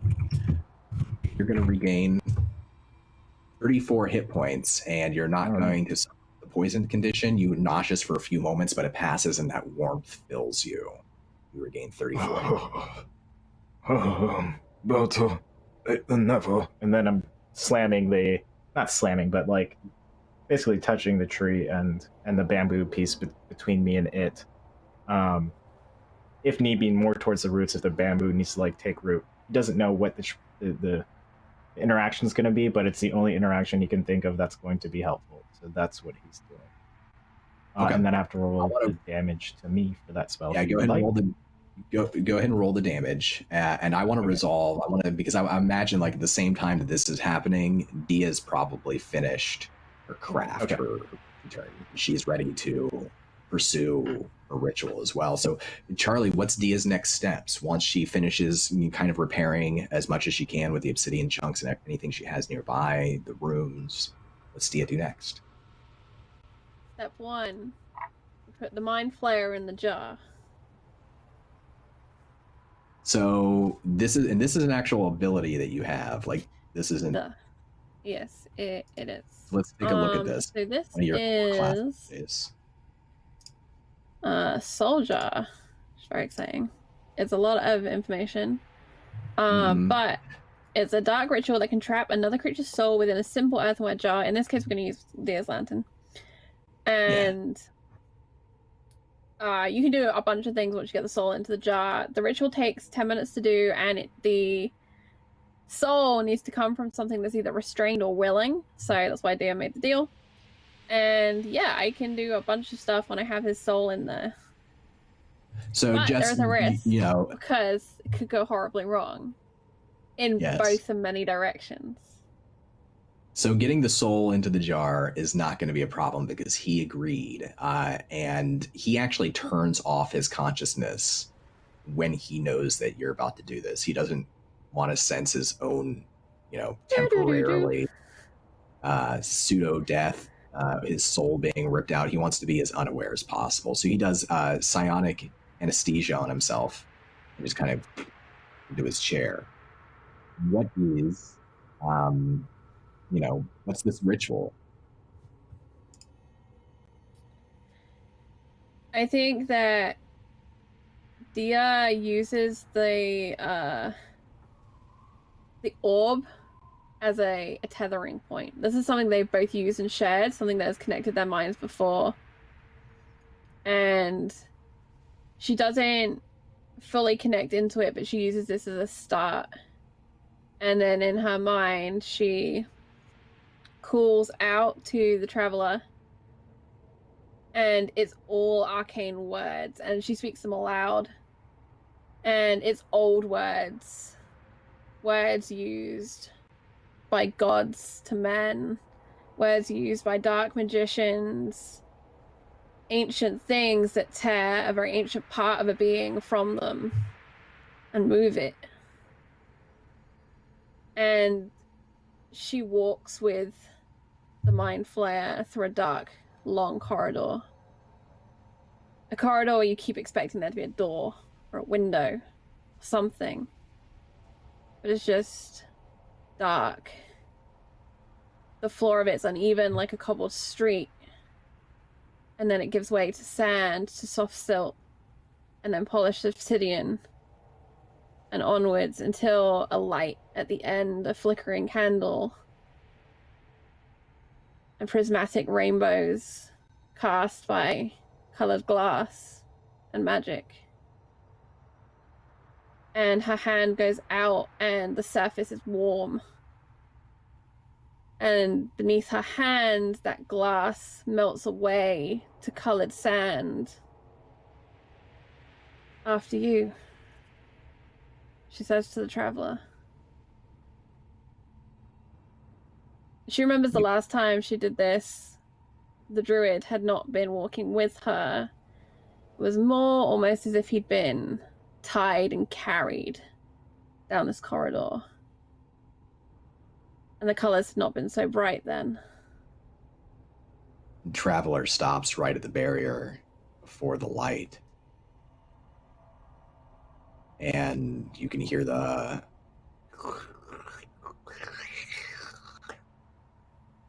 And it slowly turns around. He slowly turns around back to you. The edge of your mind and his mind. And he says, "Now that you've done all the work, I think I've changed my mind." And in your mind, you can see the bearded tendrils of the traveler splay out in all directions, and he flies at you through the air, screaming in a pitch that's much higher and even more alien than the other words and sounds you've heard him make. What's your reaction?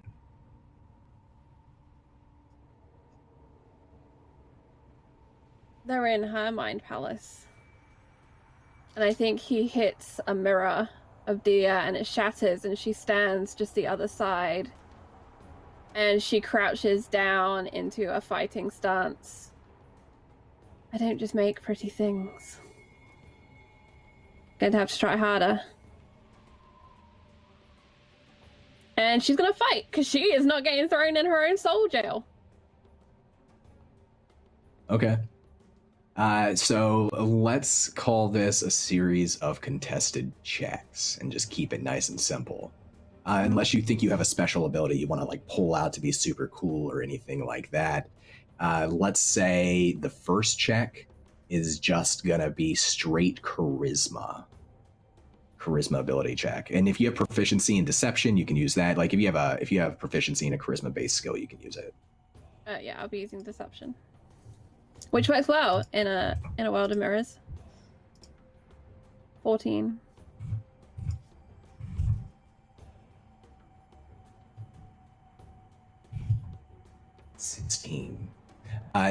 After spinning around when the glass shatters, you notice that you're not looking directly at the traveler.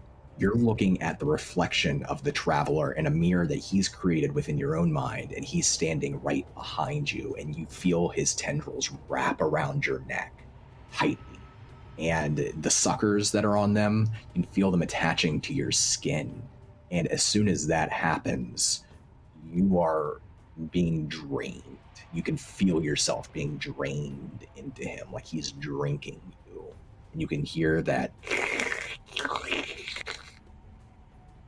What do you do?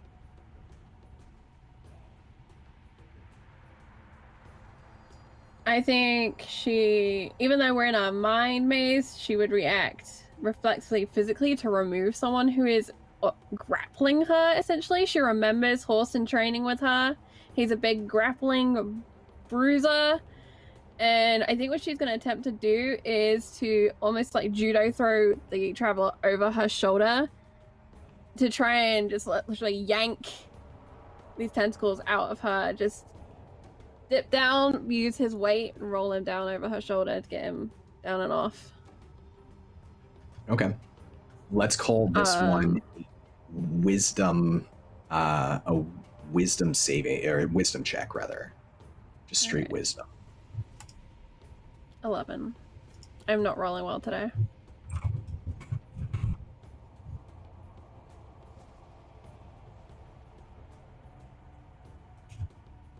A 7. So I rolled worse that time. Describe what happens. So it's very much that she reaches, rolls him down and forwards, and then her hand comes forward, the heel of her palm just into that throaty part of him to try and get a reflexive release, as well as the tearing motion of him physically being pulled across. And it's a psionic headache as she's trying to channel her physical strength into her psionic strength. She's reaching to all the parts of her, because that's what you do when you're trying to be mentally strong. You reach to everything you got and you channel it in. And I think for the briefest of moment around them, it is that gladiatorial arena in Balic. And for a moment in her own mind, she's actually horsing. She's made herself bigger. She's trying to just embrace who he is for that moment. And I think that's her. He responds. He stands up, grabbing the side of his large head, his tentacles splaying in all directions, screaming that high-pitched scream, that alien scream again in pain. And then he drops his hands to his side. His body drops to the ground, but his head continues to float unattached from his body, and it begins to spin around inside your mind. You can feel, you can see now the sharp, tiny teeth that are underneath those tentacles, those suckers, and he's spinning around your head, trying to wrap around underneath your chin with his tendrils, trying to attach himself to the back of your head. What do you do? She's kind of ended up crouched again, kind of low, where she's thrown him and struck him, and her two hands go down to her side, and she remembers Merila running into the battle of Altaruk with two knives in hand and moving fast as a shadow. And so she, in her mind, is shifting into a shadow, and she wants to thrust down with the two knives into these strangling tentacles to kind of drag them down, cut them off. Okay. Let's call this one I don't know. Let's just call it a straight attack roll that you're making.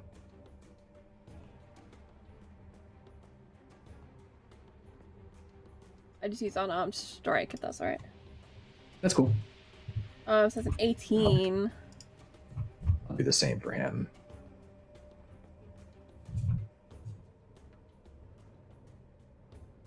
You thrust him into the ground, and but he stays. After a moment, you break away, you turn to shadow, and then you see just a part of you turn back solid. One of his tendrils wraps around your leg and pulls you, and he's flying towards that plane, towards the collar, towards the entrapment, and he's pulling you with him. And you know now that you're tied for the battle in your soul, and there's just one more moment, and it's going to be this next dice roll, Charlie. It's going to be what you do next. So what do you do is you're both flying towards this plane, towards soul entrapment. As we hurtle down this plane, tumbling, grappling, fighting, we pass what seems to be statues of people. At least that's how it begins. familiar statues from the streets of Balic, decorated musicians, famous war leaders, these figures. And slowly they become more fleshy, they become people that Dia has known. She passes her brother, she passes her mother, her father. Rysar's there, and he gives a smug grin, and it really pisses her off. And all the way along, and at one point she passes 2 Taruks, one on either side, and then 2 Akashas, as her brain is sorting through various things, and she's trying to figure out things just through process, things that she's been thinking about for a long time. And as she looks up, there's this black bird that is flying around watching everything. And below, now they're hurtling through the air, there's the giant tree, and there's also this convoy going to the tree, this convoy of giant beasts carrying wagons and things on their back. And then she reaches the end, and right at the door, right where they're about to reach, stands Caesar. And he's holding the keys. And he asks her the last thing he asked her before she never saw him again, which is, are you sure you're ready for this, Nadia? It's a very big deal. And instead of her supplicant answer that she'd given at the time, she just screams, now or never.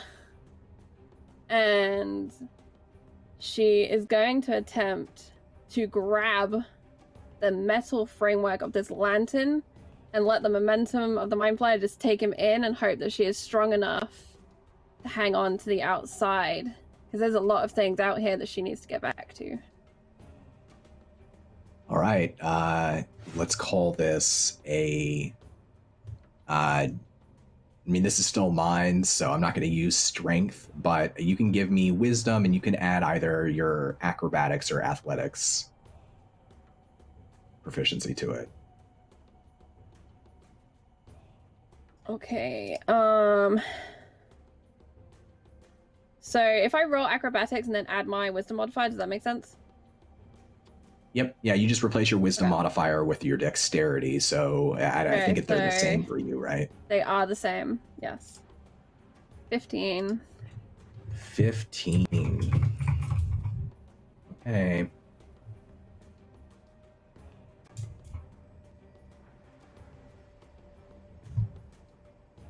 Ooh, I rolled a 15 too.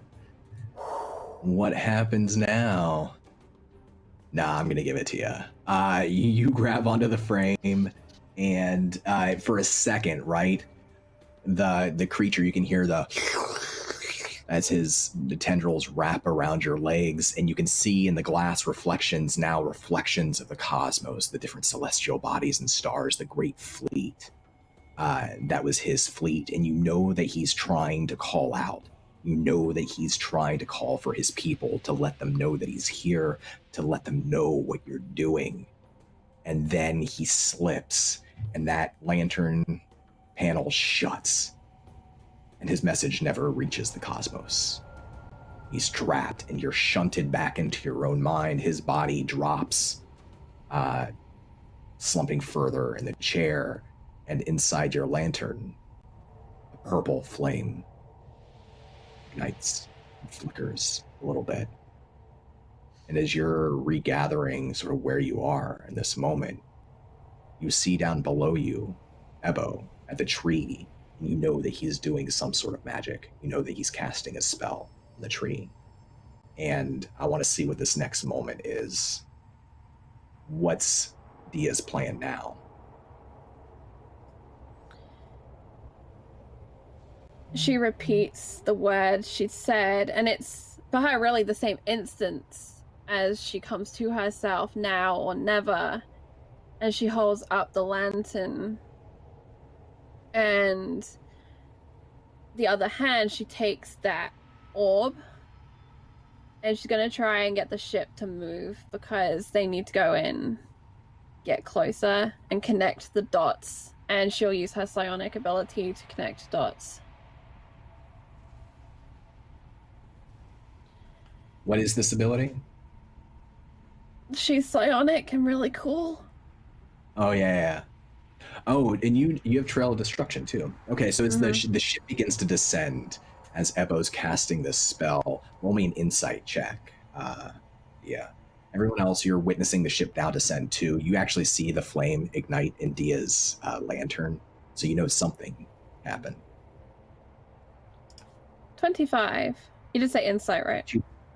Yeah, I'll give you 2 questions about what's happening down below, and then we're going to go down below. And we're going to make some choices. Is Ebo ready? No. Good.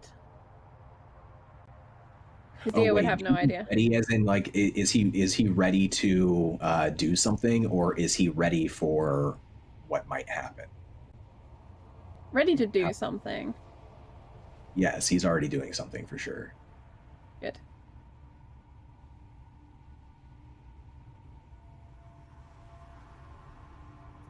How many times can I ram this tower, do I think, before the ship breaks? Just out of interest.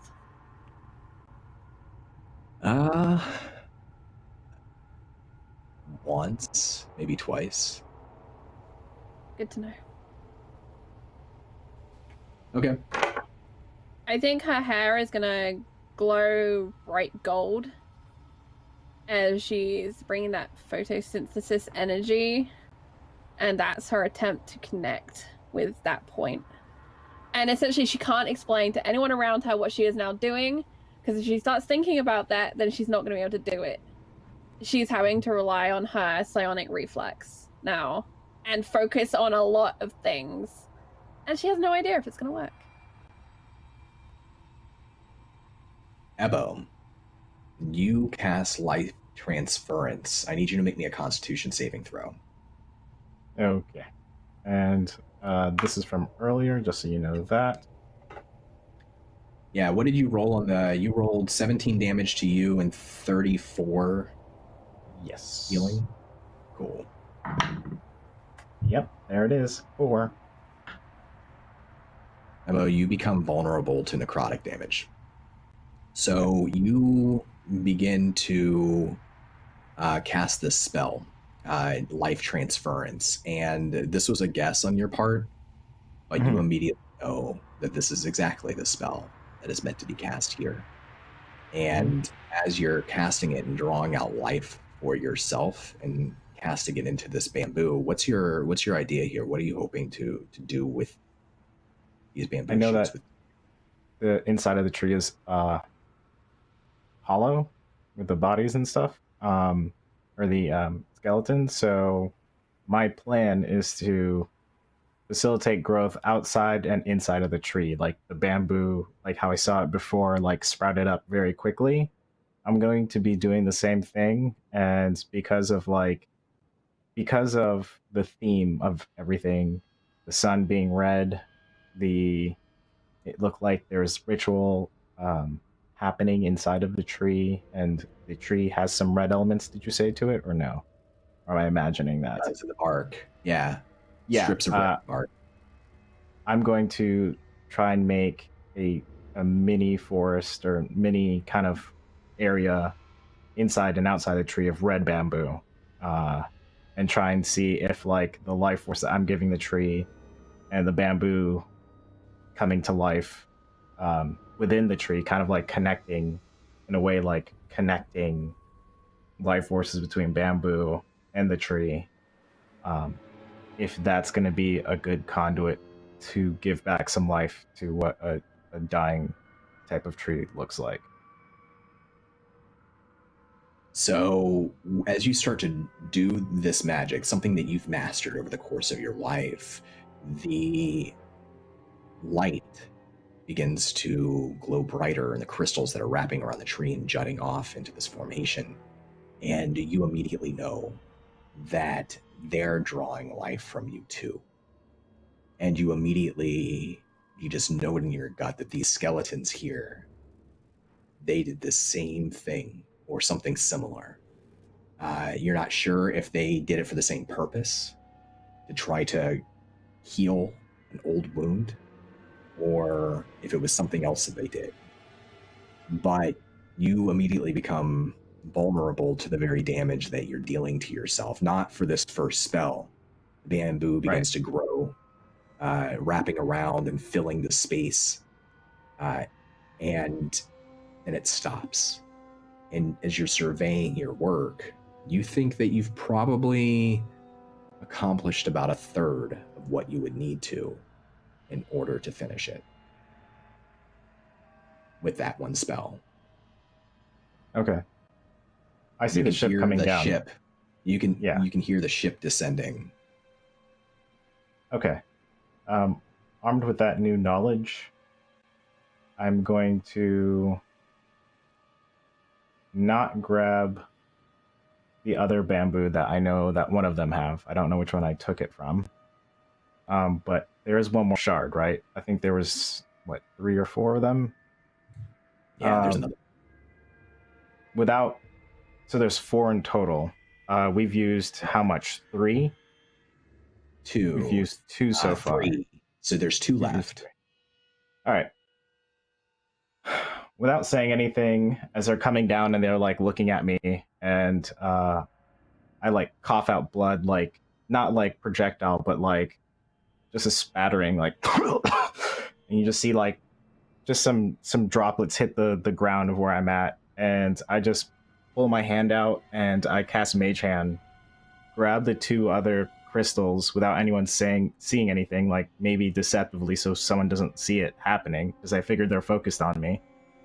I'm going to grab both of those crystals, gonna jam both of them inside of me, and then touch the tree again and cast live transference again. Whew, okay, so roll me 2 Constitution saving throws. Sure. Take 2 damage from jabbing yourself with crystals. Yeah, down to 26. I rolled a 6 on Constitution.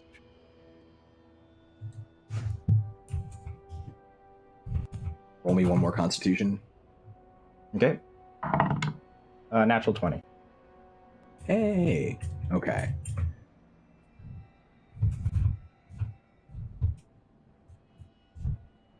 You'll regain 40 hit points. Okay. So is that all in all, or one after the other? So you'll first regain, you'll first regain 6 hit points, and then you'll regain 34 hit points from the second one. You're also poisoned for an hour. Right. So the nausea stays. So I'm up to full for the first one, and then I have to roll the spell damage. I'm gonna actually increase it by 1d8. So this is gonna be 5d8 that I'm gonna use, and use my 4th level spell. Okay. Slot for that. Well, actually, the first one I'm going to use the 3rd level, and then the last one I'll use the 4th level. So just cast the first one for now. Okay, sure. First one. D8s. There we go. That is 10, 15, and another one. 22, so 44 healing, and I take 22. So down you take 44. Oh, okay, that's right. So I'm up to 1. Yep. Okay. And then the healing on the second crystal was what? The healing on the second one was 36. Or okay. 34, rather. 34. Oh, back up to 35. And then do I need to roll the second life transference? Yeah, I want to give Charlie sure. Or anybody else who might oversee this a chance to do something or to react, because the ship is descending at the same time, and what you would see is Ebo describe what they would see down below as the ship's descending, and you're casting this spell. As you're descending, you see the first growth that happened. You're going to see right red bamboo sprouting up around the place, a little bit near my feet, but then as it starts growing, as it heads towards the tree, like in height, it kind of just like slopes up, and then inside the tree, you're seeing like all these red bamboo stick inside of the hollowness of the tree. You're gonna see like some bones like crushed and hanging outside of it too, because there was bones in there. The second time you see me cast it, you're gonna see me cough out blood again, and just like, I will get us out of here. And you see the red bamboo rise my feet up. Like it's like giving me some sort of platform as I head towards like the center, like, you know, go up like maybe 40 feet from where I was. I would imagine the bamboo grows that high, and that's what they see at the moment before I do the next casting. You all witness this, and it looks like Evo's definitely using magic to try to fill the inside of this tree with more living material, but is struggling, right? You see him cough out blood and steadies himself as he's rising up in the air, even as you're descending, and now you're all about on the same level. Anybody on the ship do anything? Dia considers a diversion of sunlight to see if that would help, knowing that plants don't really like sunlight, but realizes she has to really pay attention to what the fuck she's doing right now, and she can't, so she'll call out for one of the others to figure out how to help him. Just a snap barking order, figure it out. And then back to concentrating on all the arcane. Horson will get a solid idea of what Ebo is doing, and he's been down this road a couple of times before, so he'll just nonchalantly nod and try to make his way towards the closest portion of the ship to Ebo. And he's like, "Hey, what you doing out there?" I'm getting us out of here, if I can. Need a hand? Or Yeah. a chest? Maybe some beefy legs? I won't tell you what to do here. You don't have to. And he'll, as the ship gets closer, he'll make an attempt to hop off the dock to get to a close proximity to where Ebo is.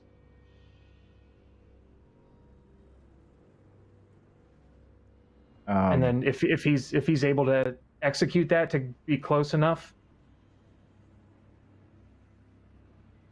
You can. What do you need? Well, there might be a possibility that I can get out of this as well, but we shall see. If remember the bar where we were ambushed, I have to do something similar again. Well, I understand, and I'll do my best to try to get us both out of here. So I guess with that, I'm going to upcast my life transference without using a spell slot, but I'm going to have Horson help me use some of his life to upcast it without using a spell slot, but making it 4th level for life transference. Okay. Roll me a Constitution saving throw, Orson, now that you're here. And then his left arm would be behind his back the whole time. Hopefully nobody would have noticed anything weird. I think Van already knew. Anybody who's on the ship is looking at your back. 19 on the Constitution save. Okay. So you're not affected by the vulnerability. How many hit points do you have, Horson? If what you said about the short rest took place when it took place, then I'm up to full. Okay. with the alien needle juice. Cast your life transference. As in all of Horson's hit points, or the thing or do I roll? Like, what are we doing? Yeah, you're casting life transference, but are you transferring it from Horson? Is that the idea? I was transferring it. I was just doing it from myself to the tree, but I don't know what the nature of this tree, these crystals, whatever. I was just. I know personally. I know personally. Eva knows personally that we were using ourselves as the conduit. Yeah. It's possible that Horson might be able to help you. They might be able to take some of Horson's life to defile and cast it at a higher level. Okay. But you can't drain his hit points you had to drain your own. Right. That's what I'm saying. Sense. Yeah. Okay, cool. Yeah. So yeah, you can do that. Yep. So roll the defiling constitution damage, and Horson, you'll take half of that damage. So if it's a level 4 spell, I think you roll 46. Let me check. Because it's for everything you up, like a level as you go up an upcast, right? So 1d6. It's for whatever level you cast. Yeah. It's whatever level you cast. Per level of the spell cast. Oh, okay. So it is 4d6. Yeah. Okay.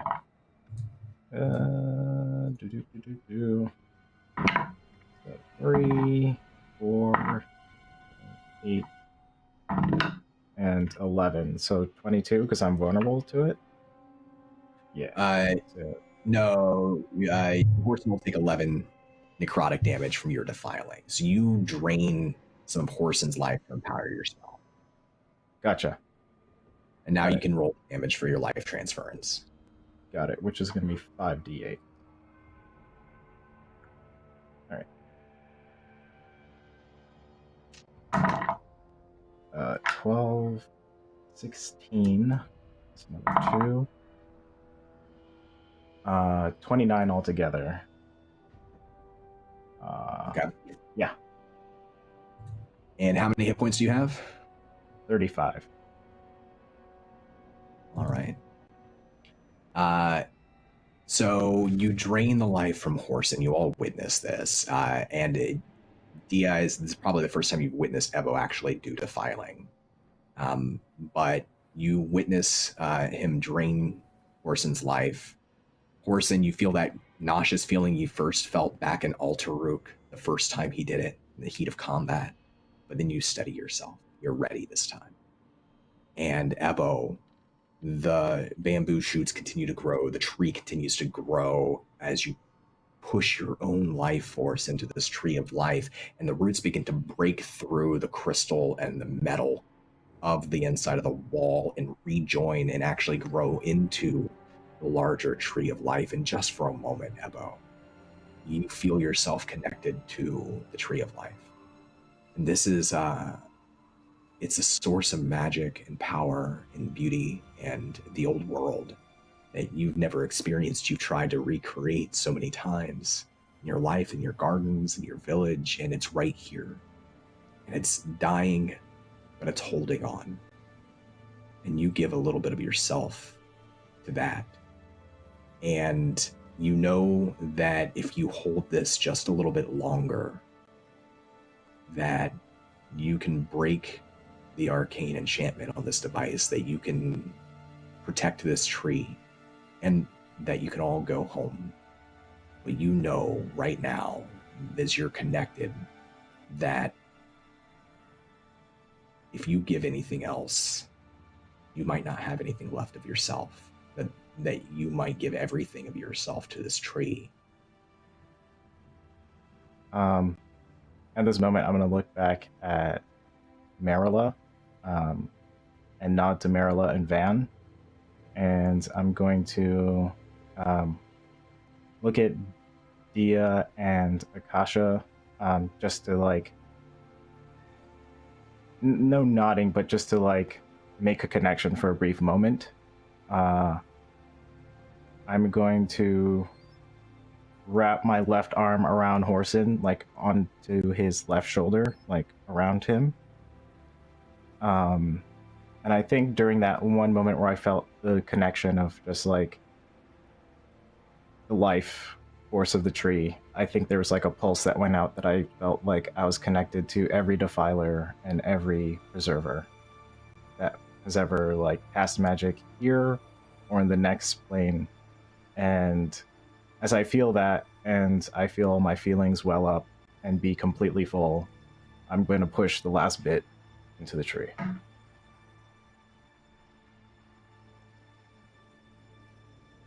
Orson,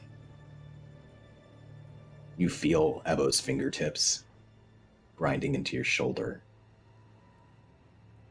And then they go limp. His body goes limp against you. And that wall of bamboo and all of the wood, the inside of the tree, it's not separate anymore. It's all one thing. It's all the tree of life. There's no gap. The sun, it's shining down through the crystals, just stops.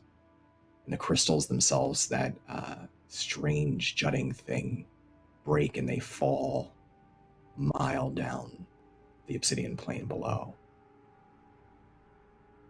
And it's just a hot wind at the top of this tower in silence. And Ebo's body in your arms, Horson.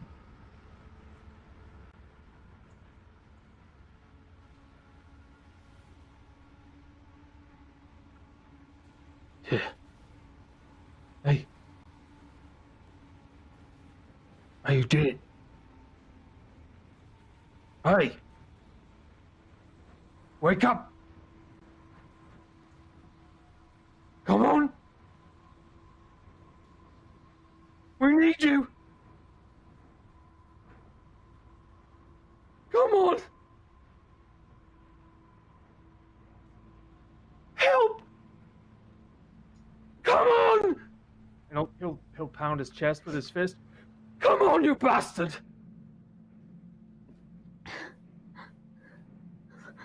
I'll run over. Anne runs over.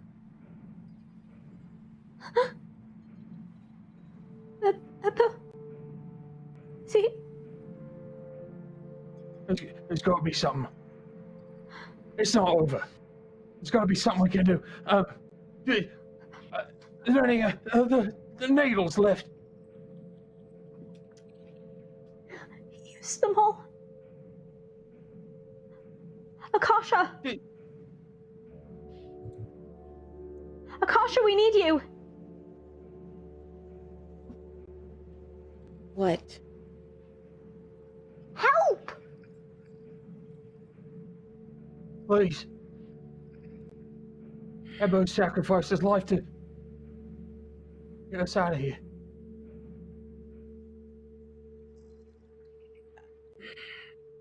I don't know what you expect me to do about it.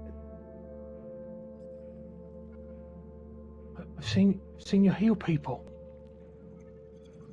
Can you do that now?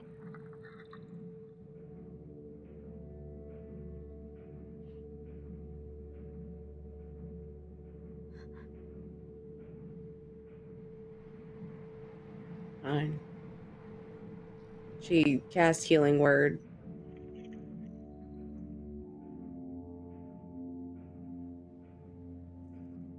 There's no effect.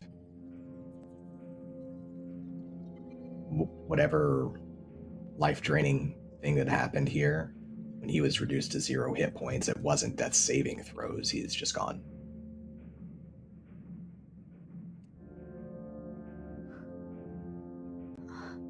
None of you can do anything? We're not the miracle workers, you are!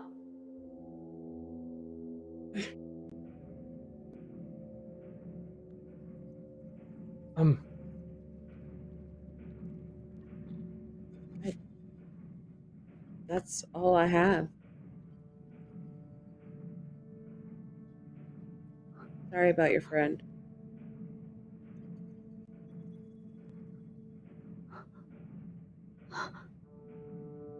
Horson will shake his head free, and then remember that the hand that he's holding Ebo with is made out of rock, and he'll look at it, and it'll kind of break him out of it, and he'll dig back in his waist wrap and pull out that wand, and then check to see if the lights are working like they did before. Just like before.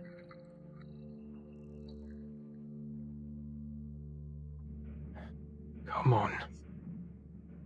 And then he'll grab it the same way he did for himself and touch Ebo's chest with that wand. In the distance, as this is happening, Dia overhead is just crying out for them to deal with the tree. She's so focused on the thing, so there's just this echoing call from Dia for the tree. The tree itself, the roots are growing. They're growing down the side of this tower. And the blooms are becoming even more vibrant as the device breaks away and the tree is healed and the sun from above is no longer shining directly into it. Orson, roll me 1d1000.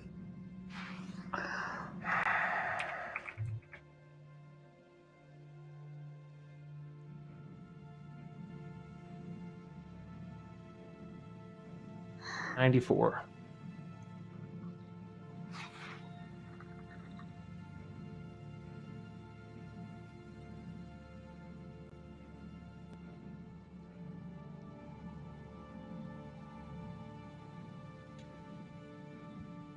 For the next minute,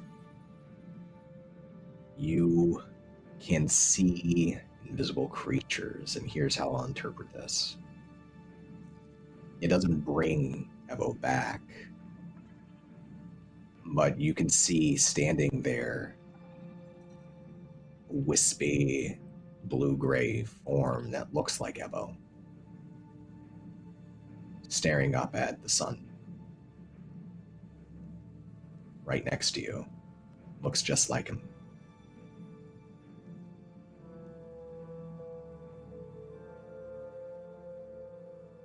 Did it work? Are you back? No, I'm not back. I did what my life's work was.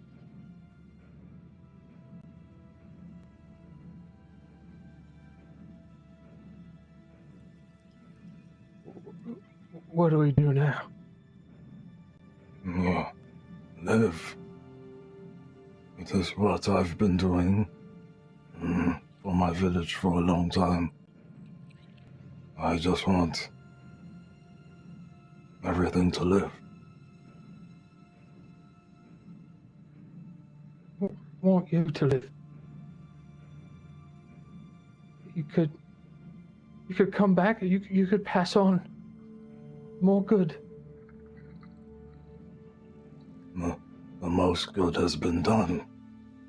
Look at the tree. I'm sure that you all can feel it as well.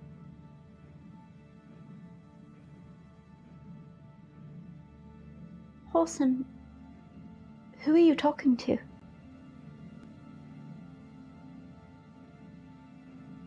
He'll point to where he interprets Ebo's wispy form to be. And then you can see the emotion in his eyes that he's talking to him. And then he'll just turn back because he doesn't want to miss a second, because he doesn't know how long it'll last.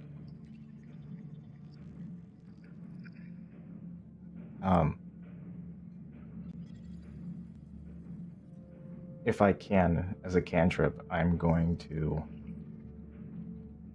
move the bamboo that's on Marilla's person and I'm going to shift it to red. And I don't know if they're going to see that or feel that, but that's what I'm going to do. Absolutely. They can.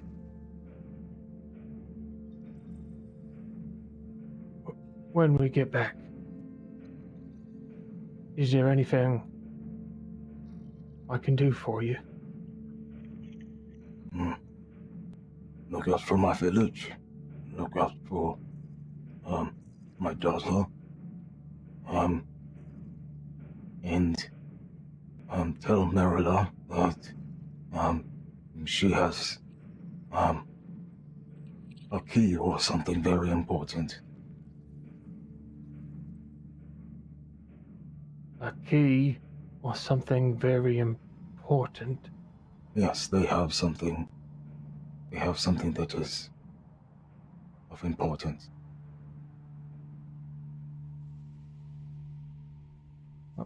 Okay. I can do that. I'm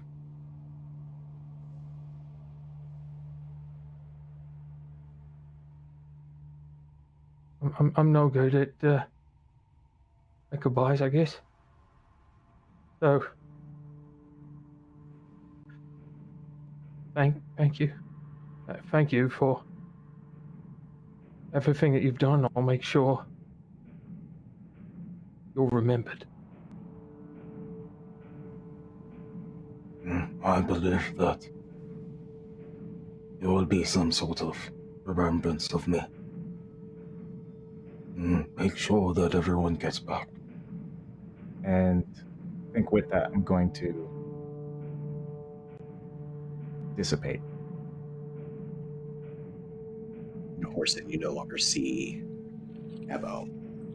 He's there, and then he's gone, still in your arms.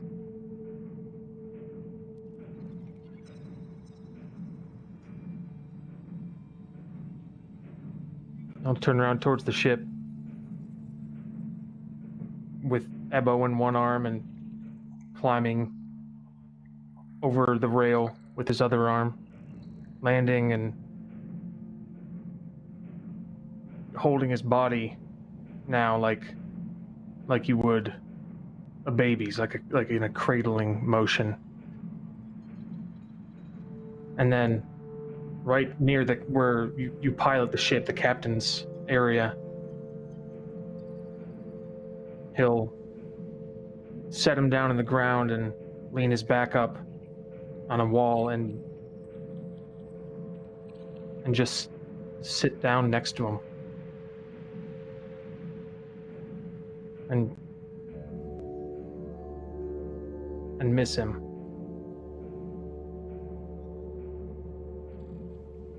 The purple flame in your lantern, Dia, flickers.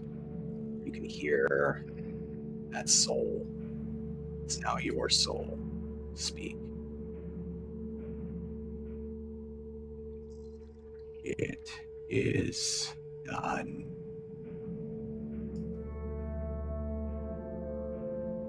Help me, or I'll break my end of the deal too, and I will destroy you. And as the artifact is broken and disconnected, she's gonna make a grab for some of that sun.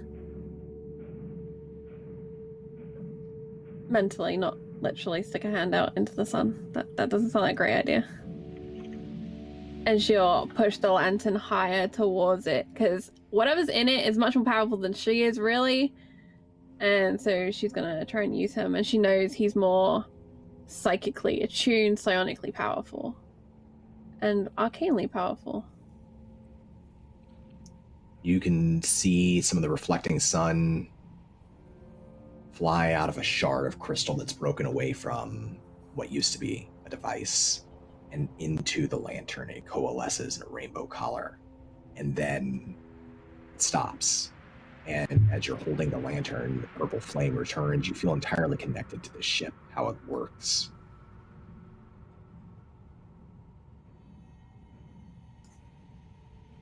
You're not guessing anymore. You know just as he knows. And he is being helpful. We'll claim the stars tomorrow then. Time to go home.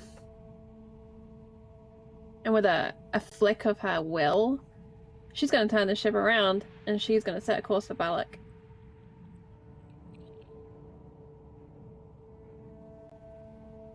As the Spelljammer rises up, Ebo's body still on it,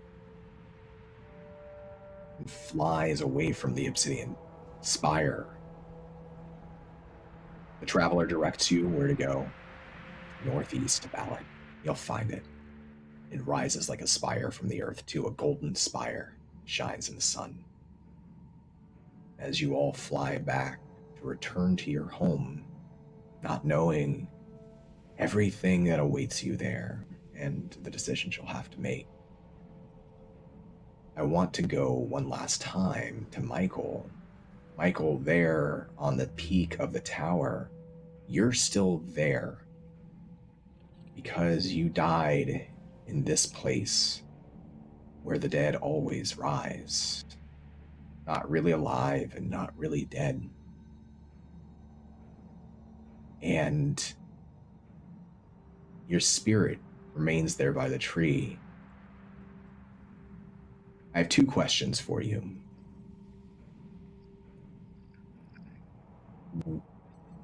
What is Ebo thinking about? What's he doing as he watches that ship fly off?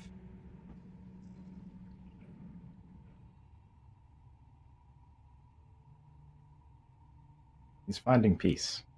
He is, he's thinking about his daughter, and he's thinking about his wife. And he kind of like, he knows that he's coming to a self-reflection and a acceptance that kind of all the stumbles, the times he got unconscious and stumbles that led him here, it were kind of and the dreams that he had, that they all came together to some sort of relevance, and knowing that in general, the place that they're from, I don't think lots of people where he's from, fate, destiny are not things. It's forever. It's always just been the cycle of life and death, and through that nurturing and knowing that he got to be part of the process, he's finding acceptance.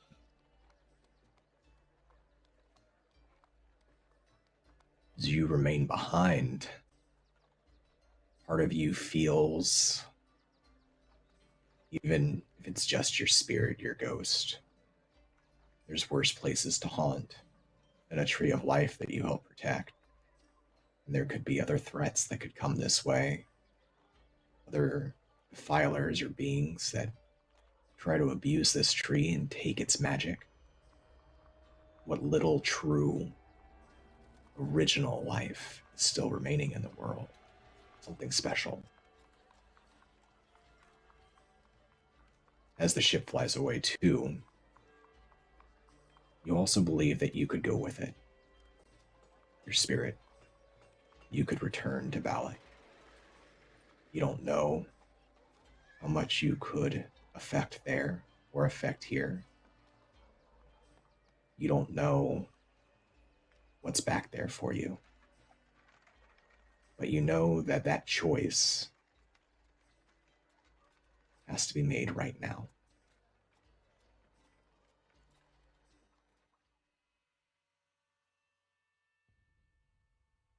I think Ebo's done his life work. He knows that the work is going to continue, and that this doesn't need to be done again. He wants to be the arbiter or the watch, the protector of whatever this tree stands for. The Spelljammer flies away until you can't see it anymore. It's a dot in the sky, and then it's gone. Back home. This is your home now. And as the sun sets over the Obsidian Plain,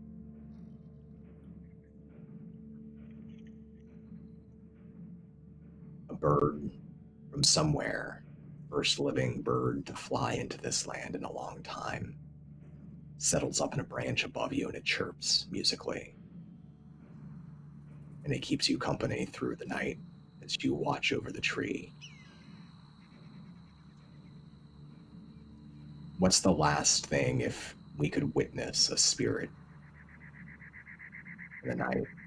What's the last thing we would see from Ebostranit, the top of the spire? The bird that's here, what he's going to do, just as a gift to Horson, manipulating life and using some of the power of the tree, I'm going to turn the feathers of that bird into crimson red with two greenish bamboo patterns like on the back part of it, just two parallel bamboo lines. And I'm manipulating it in a way that it will continue to make more of those through Balic. In the morning, the bird flies off to head back to the northeast, back in the direction of Balic. And that is where we will end our session for tonight. Whew, yay. Let's bring everybody back together and check in on everybody. Thank you all for watching us tonight. Thank you for following our story. This is sort of like the finale of Journey to the Obsidian Spire, this group of people on this particular journey.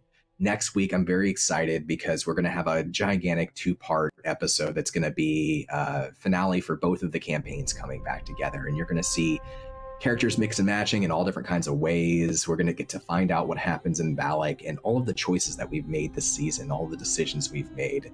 We're going to get to see the impact those have had, and we'll find out who's the new Caesar. Is there a new Caesar? What happens with the shapeshifters? Who will murder Rysar? All of these questions and more we will find out in our double-part finale. But thank you for being here. It's just a joy to play with this group of people. They're so creative and kind and great listeners and just fantastic storytellers. I'm always so happy to be here with all of them. So thank you for watching. Stick around, get to find out what our friends are up to next and where you can find them online.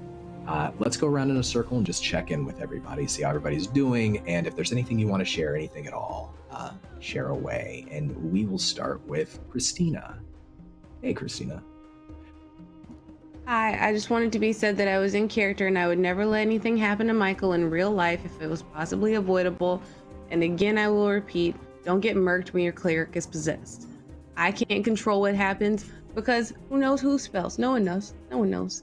My name's Christina Ariel. You can find me on the internet. Christina Ariel. Krystina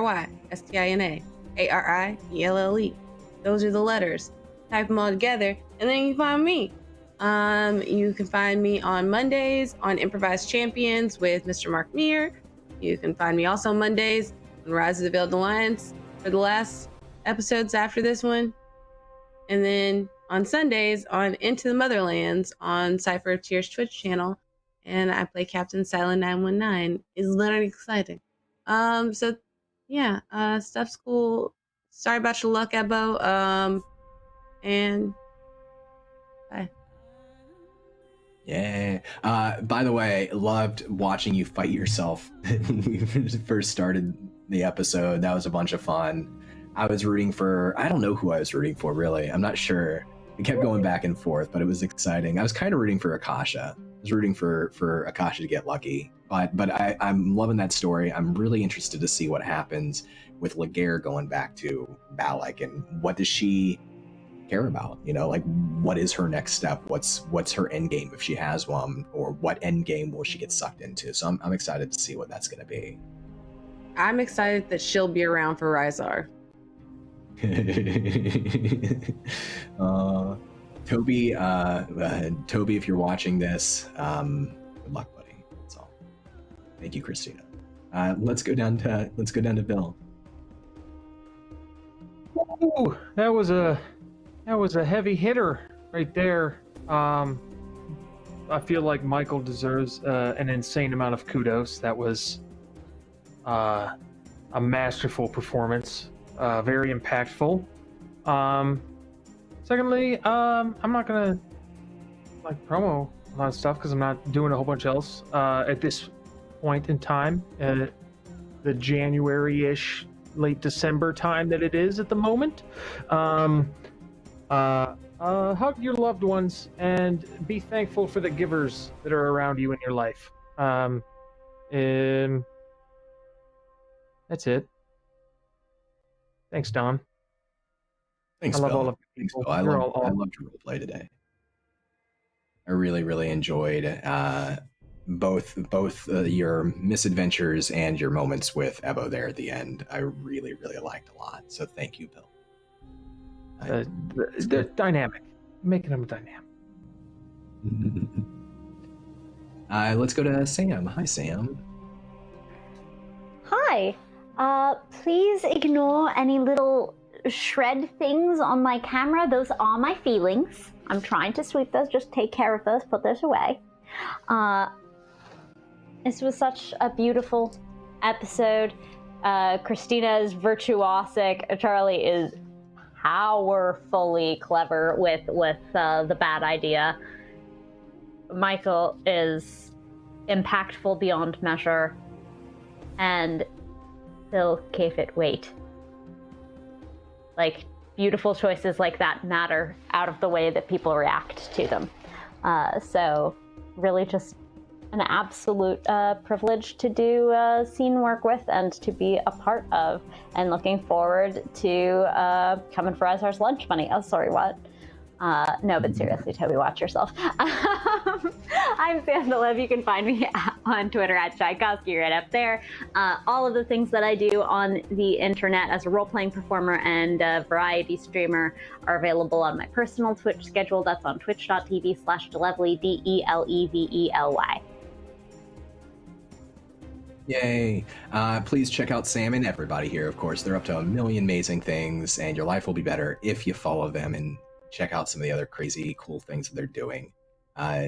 Loved always Marilla tonight. I really enjoyed them sort of playing like Hawk to Dia's games. Like I liked that they didn't really go right along with it, and they're kind of watching and being careful because they've learned a lot and they've seen a lot of people do bad things, and they're smart.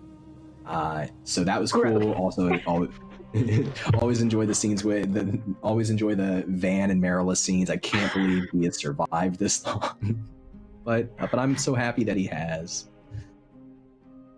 That's all. Yeah, he has. Yeah, he has. But thank you very much. I'm looking forward to a lot. There's going to be a lot of cool stuff in Balic, and I'm looking forward very much to what decisions Marilla is going to make once they get back to the city. I think it's going to be super cool. Super cool. Yeah. Fantastic. Let's go up to Charlie next. Hey, Charlie. Hey, Don. Thank you for letting me just ignore any and all rules and just be like, I want to try this. Hey. Thanks, Don. Complicated ritual involving crafting of magical item and multiple players contributing magic and ability in ways it wasn't meant to be employed. No, it was super cool. As always, I think you already mentioned it. Christina's scene with herself was incredible. Could watch that for hours.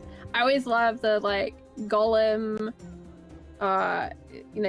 Two-Face type things. It's always very entertaining, and the characters are so distinct. You always know which one it is, and that's a big skill. So props to that. I super love playing with all of this cast. I'm so sad that really Evo and Dian never really had scenes. They existed together. We kind of had a moment in that last episode, but they were still strangers. So she didn't really care that Evo died, but I deeply care that Evo died. I deeply am saddened because he's our granddad. He's the goodest bean in the box of beans. He just saved the world, pretty much single-handedly. So, I mean, big props to Evo for bringing in that and just being there throughout the campaign and getting done the job that needed to be done. I am really excited for the big crossover, see what everyone does with their final bits. I just want to go see my rat boyfriend Taruk, kill his doppelganger, find him living somewhere, having a blast, and be like, hey boy, what have you been doing for the last 2 months? There's been a fake Taruk running around. Farouk, as I like to call him. No. So yeah. So excited. And I also am really hoping we get a final training montage with Horsa and Merla and Dia, because I think they all need to work out some feelings, some frustrations, and they need to power up for their next step in what's going on. This has been a really beautiful journey. We've had a lot of growth in terms of minds, emotions, hearts, philosophies, and yeah, it's not, I don't know what I expected. It wasn't what I expected, but it has been super fun and different. So, yeah. Yay. Thank you for making great, terrible decisions. Capturing the soul of a mind flayer in a lantern. I just think that's wonderful. Not enough people do it. And, he probably deserved it. He's eaten his fair share of brains in his life, so I think it's fair. Thank you for taking the chance too, because it's kind of my thing is if you want to try to do something cool that's high risk, I guess we'll make a few rolls for it, but that could have gone either way. You could have been trapped in the lantern. I feel like I was given an electrical power socket and Dia just stuck her finger right in it and just waited for her hair to go. It's my very favorite thing in games. I love it when people do that. So thank you for doing that.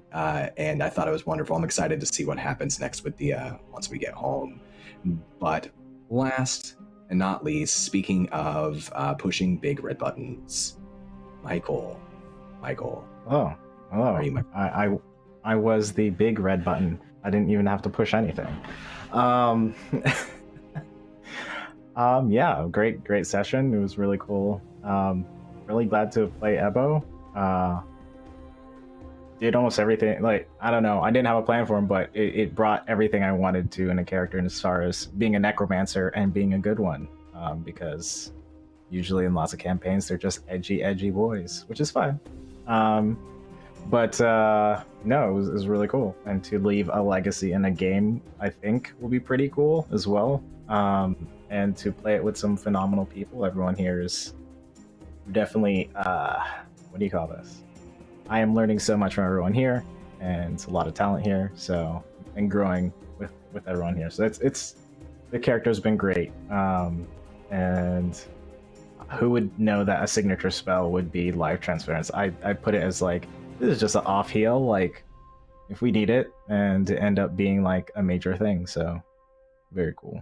But yeah, and everyone's moment, everyone spoke into everyone's moment. I agree. Powerful story told today by everyone. And but yeah, you can catch me at Michael Kritz on Twitter and on Twitch. Other projects I'm doing is Bayforge Academy podcast, which is a light, bright, wizardy kind of podcast, and it's fun. And I play this little teenager who's a celestial warlock. It's great. And then I also play Into the Motherlands with Christina Ariel over there on Sundays, and it's been a great campaign, great process. It's just it's a wonderful creative process, and I love it. But yeah, and I'm still studying, but I think by the time this comes out, I'll probably be playing World of Warcraft on my Twitch channel, so check me out there.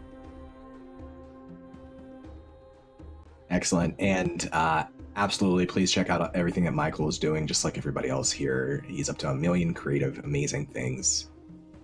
Michael, I'm very grateful for Evo's story. I remember when he first started talking about wanting to play a Defiler. And we started talking about Dark Sun and what that means. You had this idea for a necromancer who uses defiling magic, but in a positive way. You know, there are preservers, which is something totally different in Dark Sun, but you found a way to break, you know, decades old Dark Sun system. How can I break this and take a character that would generally be evil and use their abuse of magic in a positive way? And I thought it was super creative. I thought it came through. It wasn't just mechanics. It was all in your character and how you played it and how you interacted with others with kindness and patience and teaching with Ebo, and the choices you made, the knowledge he passed on, and ultimately knowing, you know, I know you shot yourself full of alien liquid to try to heal at the end, but once you were vulnerable to necrotic damage when you failed your Constitution saving throw, you knew like there was a risk there, right? And you were willing to take it, and that was 100% Ebo coming through. So kudos on making those choices, and you know, just telling an amazing story. Thank you so much, Michael, and thank you, everyone else too, for being a part of it. So that's all I have to say. I'm Donathan Fry. You can follow me on Twitter if you want. I write games, I run games, I post about it there. Thank you to everybody watching this on YouTube. If you enjoyed the episode, please leave us a comment. Let us know what you like.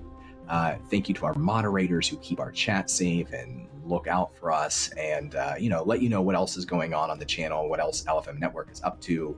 Thank you to all of our sponsors: Lambert House, Dark Dice, Wormwood Gaming, Level Up Dice, and Warriors of Waterdeep, which is one of our newer sponsors. Warriors of Waterdeep, a great mobile D&D game. If you want to play some mobile D&D, you know, when you can't get together with a group, it's a great way to do it. Check them out.